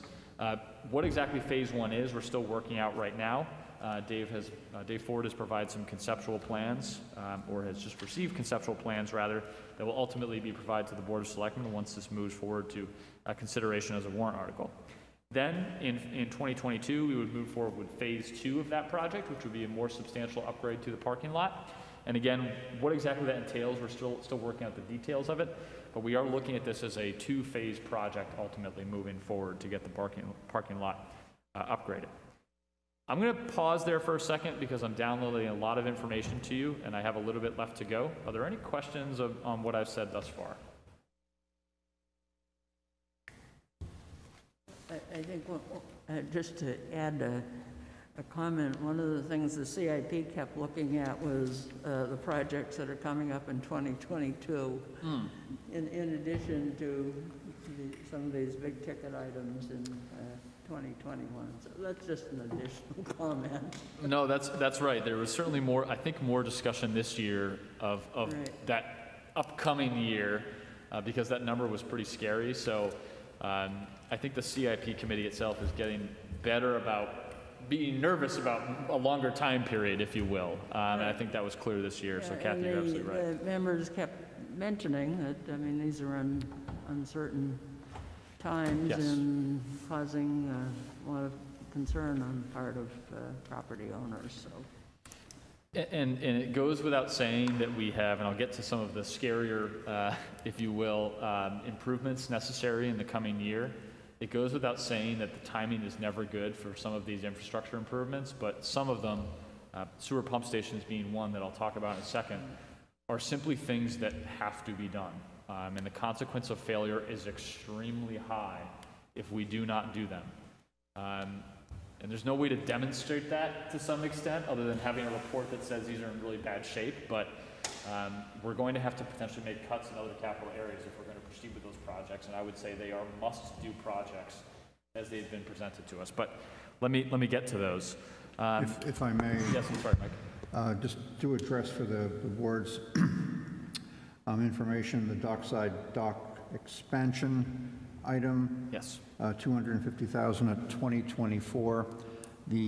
So that the planning board is aware, the Economic Development Committee wanted to have the dockside dock expansion prioritized and done either in conjunction with the other dock work or first before the other dock work, and prepared an exhibit which was submitted to us and also to the the members of the Board of Selectmen, during the deliberations in the CIP committee on this issue, members felt that it was more important to get the repair work done first before the expansion was attempted. A vote was held on that issue, and the vote was in favor of putting the expansion to 2024 and handling the repairs in advance of that. It didn't seem to make much sense to the committee that the expansion should be done before the repairs, because they felt the repairs were more important. I think that they were supported in that understanding by the department head and also by the tie bond report, which was submitted discussing the state of the docks and the parking lot and the sequence that ought to be fulfilled to get the whole project organized. I just wanted to put that out so that the planning board is understanding why, having seen the suggestion from the EDC that the expansion was not prioritized over the other parts of this project, and the reason being simply that it appeared to the CIP committee to make more sense to do the repairs first and the expansion second. Thank you. Thanks, Mike. Moving to the water department, I'll be relatively brief here. The water capital reserve funding, you'll see actually that's the first typo I've seen, which is good. But the water capital reserve is a proposal to take retiring debt service payment from existing water bonded projects and actually place those into a capital reserve fund that will allow upgrades to the water treatment plant and other infrastructure moving forward. This was supported by the CIP, and this is actually, in fact, a very specific recommendation within the infrastructure chapter of the master plan to do just this as a funding strategy. So certainly there is alignment, and as you can see, that number changes moving out into the future based on that debt service retirement, so we do expect a very healthy contribution to the capital reserve account moving forward that we can use in a more nimble fashion and responsive fashion to deal with issues as they arise within the water infrastructure system. A project that really I'll describe as one is the water main upgrades Park and High Street. There's also a sewer main upgrades Park and High Street project that you'll see in just a second. That is one of the highest priorities based on, yes, it is a very short section of road, but the criticality of failure is very high on that specific project. The road is in terrible condition, the infrastructure is in very bad condition, the grades are challenging, and it's been identified specifically as a priority for the Public Works Department and the Water and Sewer Department, so that has been added as a 2021 project. In the case of the water main upgrades, the cost is $350,000, and in the case of the sewer line upgrades, those come in on High Street at $200,000. So that's a substantial project that will be coming forward as really just one road segment. The sewer pump stations are perhaps the most nerve-wracking of all the projects, in my opinion, within the CIP.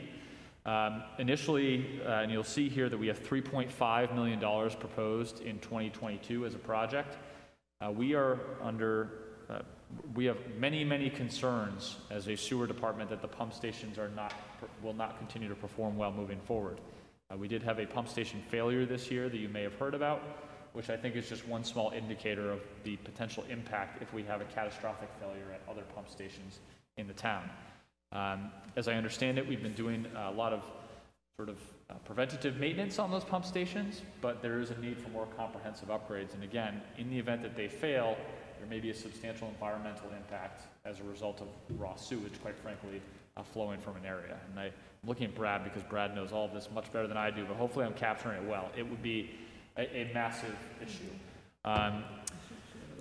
We had, and Dave Ford said very candidly during the presentation of this, that this has been perhaps neglected in past years as a project. It's been put in out years of the CIP. Based on this recent incident and also advisement that he's getting from his consulting engineers, this needs to be moved up immediately. That fortunately aligns with what we expect will be some funding that's available for us to actually buy down the cost of the project and do some grant funding or loan funding. As a result, we don't anticipate that the actual $3.5 million out in 2022 will be just that number. We expect we'll have to pay a portion of that number. But again, it's viewed as something that will have to be done. We're regardless of how in the end it's funded. In order to get a better sense, though, of what the actual cost will be, that's a bit of a placeholder, that 3.5. The proposal is to do detailed design and engineering in 2021 at a cost of $100,000. And certainly, I think the CIP committee was very supportive of this item being in there, recognizing that this long-term issue will arise and only grow worse in time. Yeah, actually, that's a good example of the dialogue we had with the CIP, because this 3.5 started out in 2021. It did. After discussion, then Dave came back with this proposal that you see. Yep, that's exactly right. Did you have something? Just going to mention that we learned in CIP that pump stations were state mandated and state built in 1939. Right. And they have been successfully kind of maintained since then. And you were shocked as it was when I heard that. Starting in 1940, we should pat ourselves on the back that we kept them going that long. But clearly, they've come to the end, close to the end of their life, and something serious needs to be done. Mm-hmm. Well said, Mike. Yeah, it was, Dave was, I don't think he'd have a problem. He was emotional when describing the pump stations at his last presentation. He feels that this is a huge priority. He takes them personally. He takes it personally, and he's nervous about it. So it's a huge priority. So if you remember one project tonight, it's a sewer pump station. That's a big one. Not to advocate for one department, but it's a big one that's coming. We do have other projects within the sewer department. The wastewater treatment plant asset management grant is one that will not impact the tax rate. It's $30,000 in 2021. We'll continue to contribute to the wastewater treatment plant upgrade capital reserve, which was not funded in the 2020 year. And in this year, we'll try to make up for that funding by doing $250,000. And then the effluent disposal long-term upgrades, please note that's a scary number, but we have settlement money available to help fund that. So that is not anticipated to hit the tax rate as shown there. But it is a long-term part of the rapid infiltration, or RID project, that's happening close to the Tuftonboro line, which is our long-term effluent disposal system for the sewer network. The fire department had a bit of a surprise this year. The ladder came in as a high priority project based on immediate concerns about its function. In fact, it's not currently being mobilized within the fleet, as I understand it. As a result, there's a proposal to expend the monies to buy the truck this year, which is $1.38 million. However, there's a sort of a mixed funding source proposal to do that. They'll use a portion of existing capital reserve account balance. They'll also do a portion of sort of general fund tax rate that needs to be raised, and then they'll form a lease purchase agreement to move forward with the remaining cost of that. So in the end, the amount hitting the tax rate does not equate to that $1.38 million, but will hopefully be more in the realm of $981,000 based on what our existing balances are. That was still one that we thought was going to be next year. Yep, that's one that moved up based on that's reality. Yep, we run our rolling stock particularly very close to the line, and as we all know from our personal vehicles, sometimes something happens and you've got to find something new. And that's certainly what we've seen with the ladder. And rather than putting long-term maintenance money into it, that's not really short money, quite honest, or it's not small money. The idea is to move this replacement up and get it done this year based on the existing capital reserve account balance. A recurring project is a contribution to the capital reserve account for the dispatch console. You'll see there's a proposed contribution this year of $154,000. That's intended to make up for the reduction that was ultimately put to the warrant last year, which was a reduction to $50,000. So the proposal is to add $154,000 this year, and then $102,000 in 2022 and 2023, rounding out the project to ultimately be able to purchase the dispatch console out in that 2023 year. Public safety building, I will be brief with. There's a lot of dialogue happening about this right now. The Board of Selectmen formed a formal building committee to actually look at the public safety building project. Admittedly, limited progress has been made on this project over the past years. So we're re-engaging our consultant, creating an active citizen committee that will guide us on how that project develops. And our hope is that we'll come forward with a proposal for actual funding in 2022. But because of the non-action that's taken place here, the town manager and others did not feel comfortable putting forward a request to specifically request for specific money in 2021. Additionally, the monies that were appropriated in 2020 have not yet been expended for engineering and consultant work. So we have existing cash available to us that we can do some level of site suitability and design and engineering, and as a result in 2021 there will be no proposed project. One of the other large projects that has arisen this year is some very substantial needs at the Pop Whale and Ice Arena. I would urge you, if you have time in your schedule, to contact Christine Collins. She'd be happy to give you a tour of that facility and the very imminent concerns that she has about upgrades that need to be made to it. There are several issues, but the primary ones are really the roofing system is substandard. There are actually holes in the roof if you go in there, and although they've been there for some period of time, we've done some patching. We're at the point where we actually need to make a more substantial upgrade to the roof. It simply can't be patched anymore. That's what we're being told by our roofing consultants. Further, that issue is being exacerbated, and other issues are being exacerbated by the lack of dehumidification within the facility. There was never a dehumidification system built into that, and obviously being an ice arena, it has a lot of environmental challenges that it has to deal with. So there's a proposal to install that. And the third piece of the puzzle is doing some repair work to the existing compressor that's on site. That's sort of the third piece that we are highly concerned about the failure of that, and would potentially compromise a nice season, and that does generate revenue obviously for the enterprise fund. And as a result, the proposal is to bundle all of those three, although they're substantial in cost, into one large project to $850,000 in the 2021 year. Like the pump stations, this is one project, and the CIP committee actually did a site visit for this project that was pretty jarring, I think, in some ways. This is one project that I think is a very high priority, and I don't want to appear that I'm advocating directly for it, but I think I am. It's clearly an asset to the community. It's a huge piece of our Parks and Recreation portfolio and our economic development portfolio. And certainly there's a need to make these repairs. Otherwise, we do fear that the arena will be closed very soon. It's a real concern. And certainly, again, if you visit the building, you'll see some of those concerns in person. Lastly, the Abenaki Ski Area Capital Reserve account that funds long-term equipment and purchases for the ski area is proposed to be raised from $16,750 to the $20,000 shown here. That was unanimously supported by the CIP committee. Additionally, the library came forward with a generator project to install a standalone generator for that facility at $75,000 at the library site. The intent is to obviously have a standby emergency generator in the event of some issue happening that requires heating of the building to avoid any issues with the sprinkler or other building systems. And obviously it does open up the option for it to be some sort of at least sheltering area, albeit not an emergency operations plan or hazard mitigation plan shelter.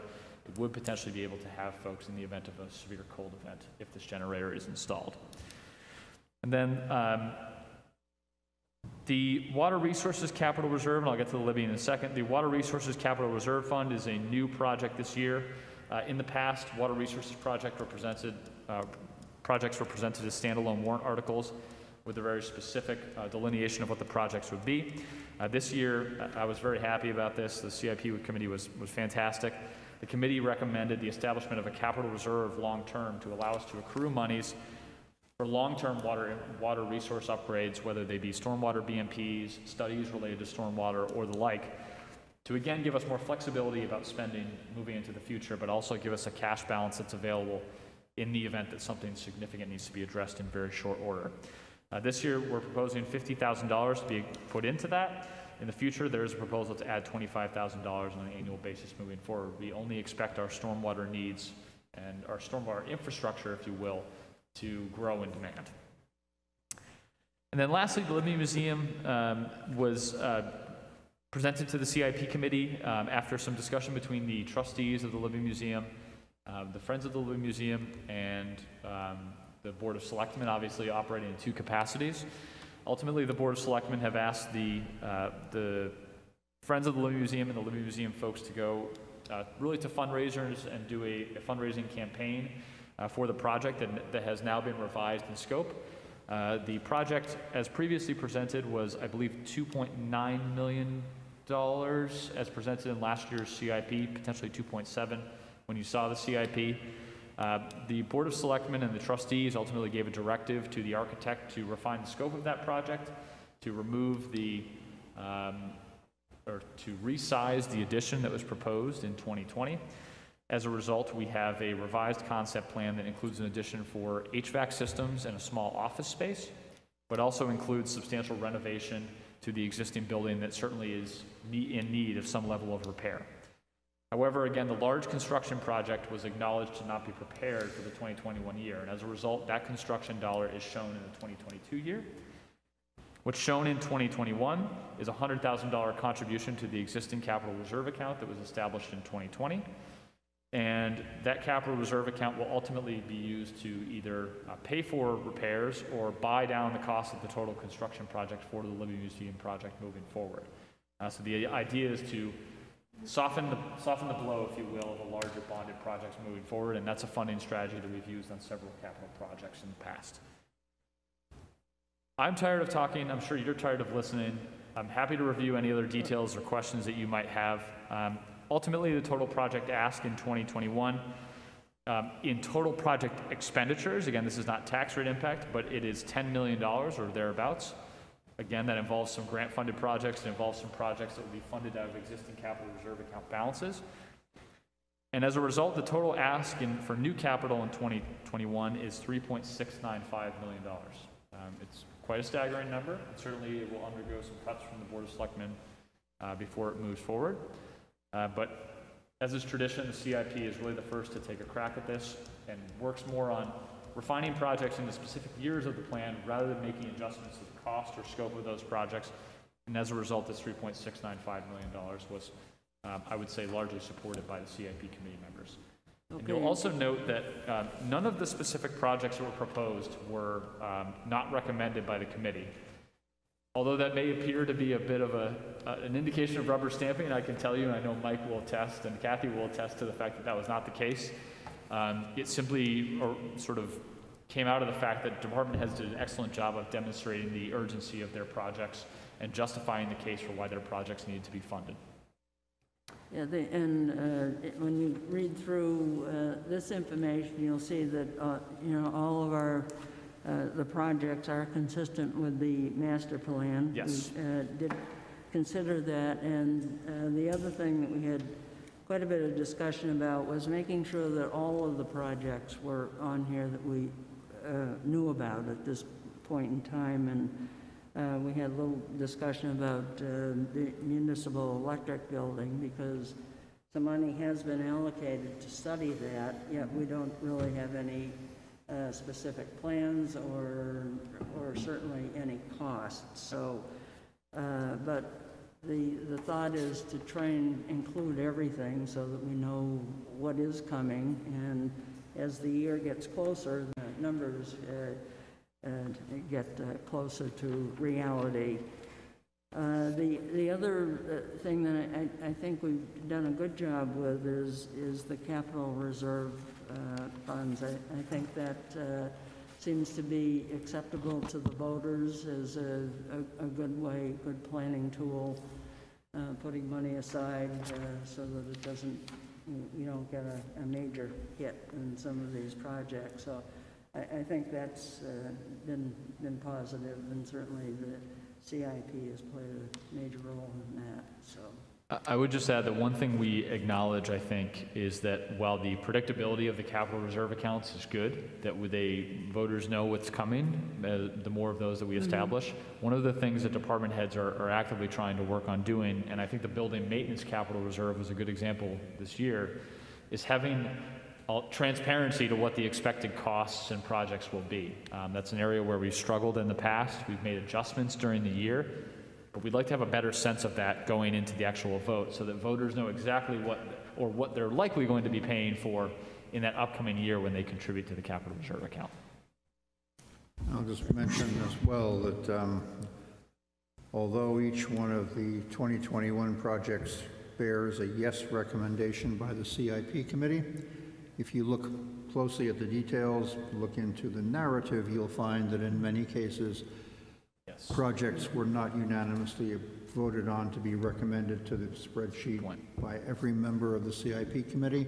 In some cases, there was a number of CIP committee members who did not feel that the project should be recommended onto the town and put onto the warrant, should it get that far. And I would hope Excellent that the point. customers for the CIP program, which are the Board of Selectmen and the Budget Committee, do look at the narrative and do take note of the split votes, because the split votes would draw one's attention to a project, perhaps requiring more detailed examination than otherwise. Right, and most of those votes were based pretty much, I think, on urgency, where And some of necessity. the members would say that this really is not an urgent project. This could be put off for a couple of years. So it was that type of dialogue that we were having. But When we came to look at a project to recommend, we had three criteria to apply to it: its need, its urgency, and its relation to a recommendation in the master plan. So each one of us looked at whether or not this project was necessary, whether it was urgent, not making a 2021 buy as opposed to a 2024 buy, and whether it had some relationship, even if only in spirit, to a recommendation out of the master plan. And in some cases, members did not feel that it met either all or any of those three requirements. so that was a good addition, I think. And Yep. all of the planning board recommended that to the process, and I think it worked well because it got people to really focus on those issues. Questions? Yeah, I have a question just based on wanting to understand what our past history is. What were the numbers, the total impacts of tax rate for the last few years?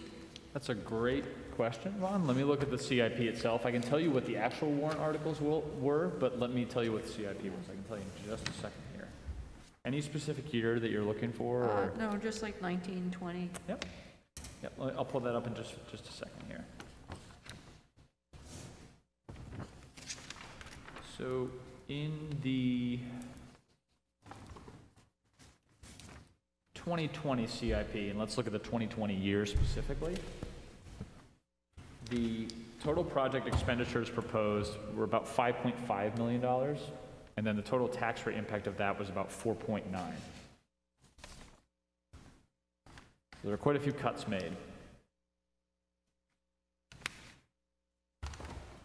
And to be clear about why that was, because I think it's important, is that the Libby Museum was included as $2.4 million in that figure. So that's an example of a project that changed substantially. So these aren't actuals, these were projections. These are recommendations. These are, right, so they will be refined. That's a really good thing to bring up. So these are the earliest iterations of these projects that we typically see. So during the CIP process, for example, Dave Ford is working with consultants to get cost estimates and plans for the first time and bring them to the CIP. So in many cases, those numbers are not reflective of what the actuals that would go to the voters in March look like. But what did we spend? She's asking for the actuals. What Yeah. was actually? Oh, yep. I can get that for you too. Thank you. 1 second here.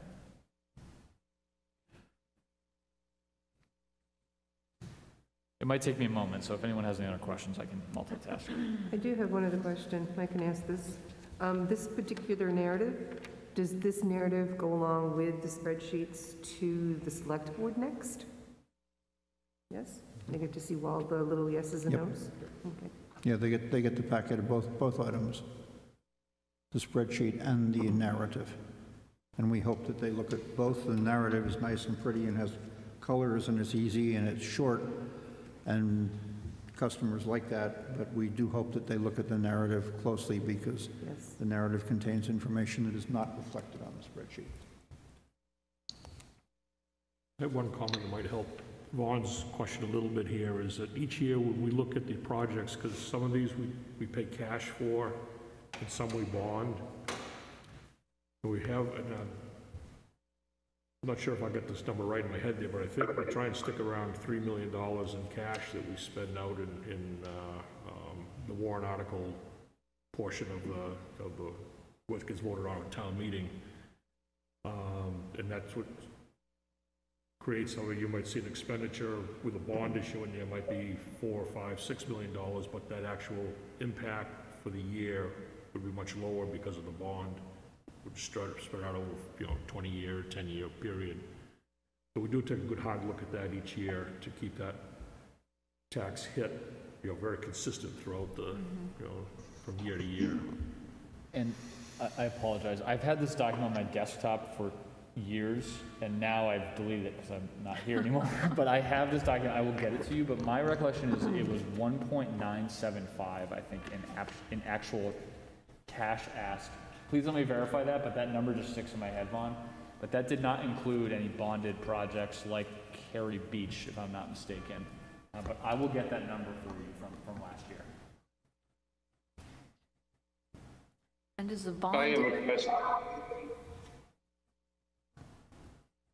I have a question. And that question is related to the voting on the CIP, and that virtually on every one there is one abstention. Yes, the Board of Selectmen representative felt that it was appropriate, both Board of Selectmen representatives felt that it was appropriate based on the fact that they are directly engaged in the warrant article refinement process in the future, that it was best for them to abstain from indicating a preference at this point in the process, which I thought was very reasonable. It seems reasonable. I just wanted to know why it was. Although they didn't abstain last year. Yeah, no, they didn't. No, they didn't. They did not abstain, Mike. No, it was a choice made by the Selectmen's representative this year to abstain on every vote except the last vote, in which he cast a vote. They did not vote on individual projects last year. Correct. Yeah, okay. They voted on the entire project last year. Yes. Well, and that brings up the question too, and I've got this question on other things, is it's a representative, should a representative of a situation like that actually be a voting member versus a representative bringing up a chair and representing the group? That's a good question. Yeah. That's a really good question that Mike will think about. Because he is the... No, I think that may be a very good... I mean, the abstention doesn't have a lot of value as it's presented. Right. And it does, it begs just that question of, well, what does this mean? Yeah. And Well, it's if actually... you're going to willy-nilly throw out 3 votes here and there, do they count or don't they count? Because you really didn't have a chair. It's a question for another year. Yep, that's a good question. Okay. Other comments or questions? Vaughn, are you comfortable with your? I have one more. It's about, there's this running debt service number, and it appears to be decreasing, but I'm guessing that the new projects don't roll into it. Correct. We had a long discussion about this at our final meeting. Yes, exactly. The answer is they don't. In prior iterations of the CIP, I did project what I expected the new debt service to be, and obviously we want a level field moving forward. This year I wasn't comfortable doing that, so I did not include those figures. But you're right, it's not accurate wholly, because it presents a cascading debt service schedule, and that is not going to be the case necessarily. Is there any attempt made to bring the debt service down? I mean, it appears to, but I think in reality, to reduce the debt? I think the primary objective right now is to determine whether or not the existing level of debt service is the right or wrong amount for us, based on both our assessment and also our operating budget. So it's about $16 million, and that's been our norm? Well, it depends if you look at it including the general fund and the enterprise funds as well. So this question was a substantial part of the budget review process last year, and the question was, is the level of debt that we have outstanding, it's like any of us personally, is that the right amount of debt? That question has not been answered, but I believe the selectmen are looking at having more detail around that moving forward to answer just that question, Vaughn, because Maybe we can add more, and we should prioritize some of these projects and bond them. Maybe we should have less, and we should ultimately be decreasing the outstanding debt for service, but we don't know the answer as of this moment. Unfortunately, we don't have a printing press in the building. Sorry. No, I think it's a very wise question, though, and I don't want to, downplay my answer by saying I don't know, but we don't know. It was a question that was raised by the Board of Selectmen's representative during the CIP program, and he didn't venture an answer because at the time we did not have a finance director, and I suspect that will be one of the questions that will be asked of the finance director. We are, as a town, we're valued at over $1 billion, and our tax revenue is around $33 million a year. So to give you a sense of where our debt service lies. What did you say the valuation was, Mike? Our total value is over $1 billion. $2 billion. $2 billion. $2 billion. Yeah. So we have a lot of room. And That is based on property owned by individuals. Correct. Total valuation of the town is $2 billion. There are really two schools of thought on how you look at appropriate debt service in municipal government. It's not like your traditional Moody's financial. One of them is based on what your operating budget is. One of them is based on your valuation. When you look at our operating budget, we are potentially overextended on debt, but personally, very personally, I don't know that's a good indicator for the town of Wolfeboro because our valuation is so high. We have an extremely high valuation in proportion to what our actual operating budget is. So I think we need a unique indicator for our community of what that appropriate level is, but I don't think either measure independently is the right one. That's just and I'm obviously not a finance officer, but that's my sense. I think it's somewhere in the middle, basically. And I think we are right in that sweet spot right now. So is adding new debt service a good idea? Potentially not. But it also comes up as a huge issue when we're talking about do we bond something? How long do we bond it for? Or do we pay cash now? All depends on the interest rates and whether or not we want to be carrying that burden moving forward as well in our debt service. And then when you dive in deeper, obviously certain enterprise funds can only handle certain levels of debt service. For example, the idea of the Pop Whalen Enterprise Fund taking on $850,000 of debt, there are complications with that because it's not earning a lot of revenue, if you will. So all those conversations are happening, and they're really good questions. And I don't mean this negatively, but those are a lot of questions that really weren't asked in the past, it doesn't seem like, but we're looking for answers now. And I think that the Board of Selectmen are really pushing us in that direction in a really positive way. Because I think we have to answer, are we financially healthy right now as a community? And sometimes your bond rating isn't always the best way to do that. To come back to Julie's question, I did do some thinking, thank you, Matt. The rules of procedure for the Capital Improvements Program Committee allow the Board of Selectmen's representative to vote. Elected members who appear on the committee are voting members. The non-voting members are staff and the representative of the Governor Wentworth Regional School District. Okay, this is the public hearing for the CIP, so I'll see if there's any member of the public who wants to comment. And I don't see anyone. So I would entertain a motion to approve the CIP and refer it to the Board of Selectmen and Budget Committee for their use in preparing the 2021 town budget. If somebody would like to make that motion. So moved. Okay, thank you. And I need a second. Seconded. Okay, motion has been made and seconded to approve the 2021 to 2030 capital improvement program. I'll do a roll call vote. Mike Hodder? Yes. Von Dugan? Yes. Susan Replier? Yes. Julie Jacobs? Yes. Brad Harriman? Yes. Peter Goodwin? Yes.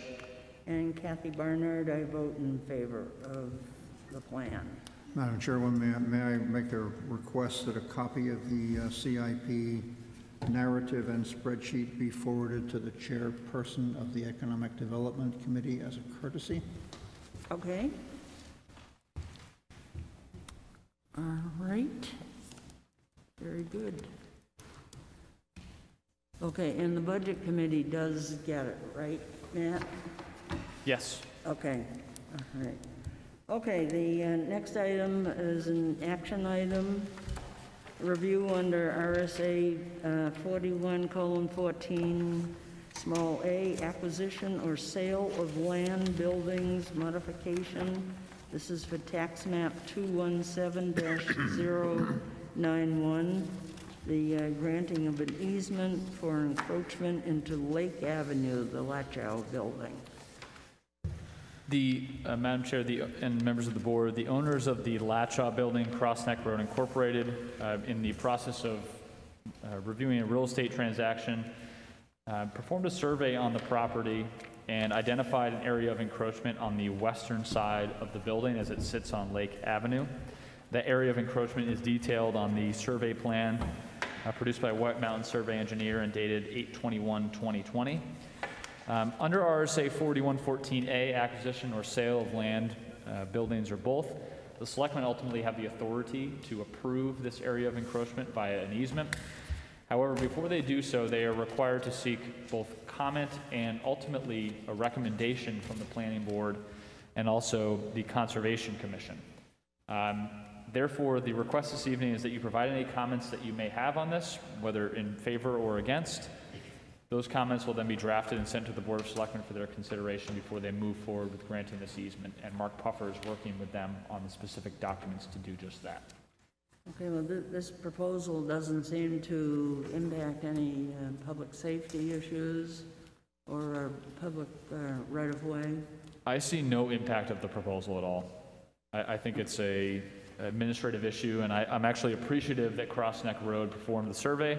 And I'll add just anecdotally, they performed the survey because I told them that they didn't own something and I was incorrect. So I'm glad they did the survey ultimately. So I think it was a good exercise for them, and certainly hopefully they'll get the easement to the Board of Selectmen and clear the title as well.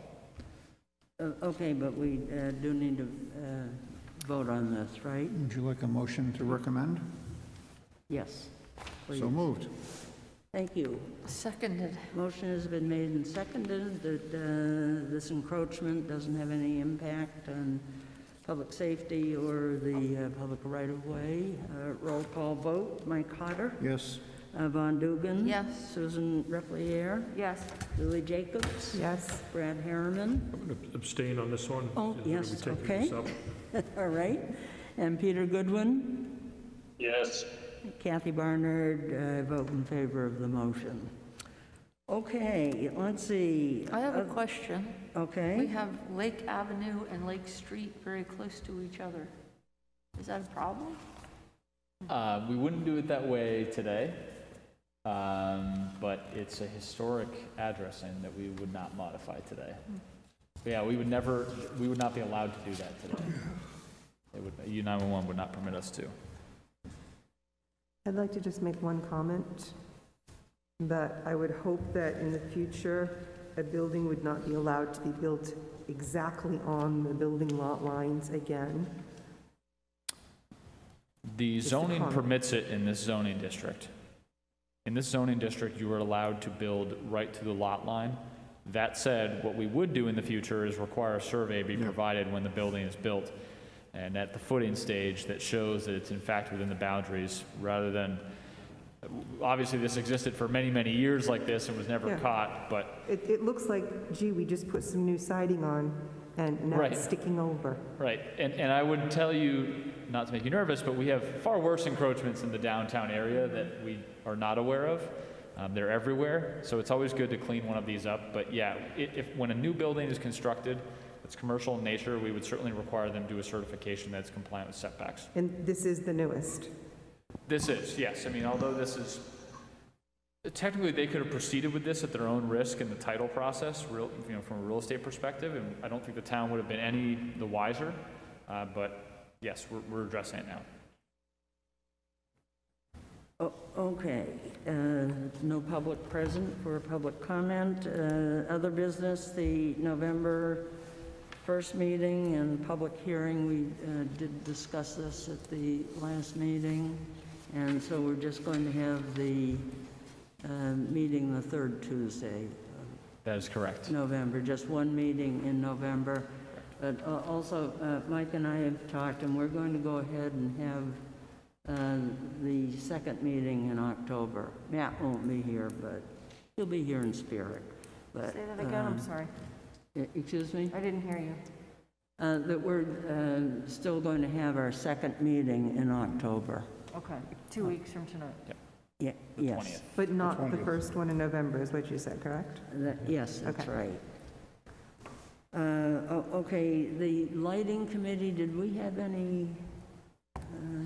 We had no interest indicated from the lighting committee, for the lighting committee. Okay, well, we did have one person, Paul Whalen, sorry, yes. indicated. No additional interest beyond when you and I had spoken. Okay, so he's the only person, so that's one of the issues I think we need to discuss at our next meeting when we get together. I sent you all information on the New Hampshire Land Use Law Conference. Susan has signed up. I've signed up.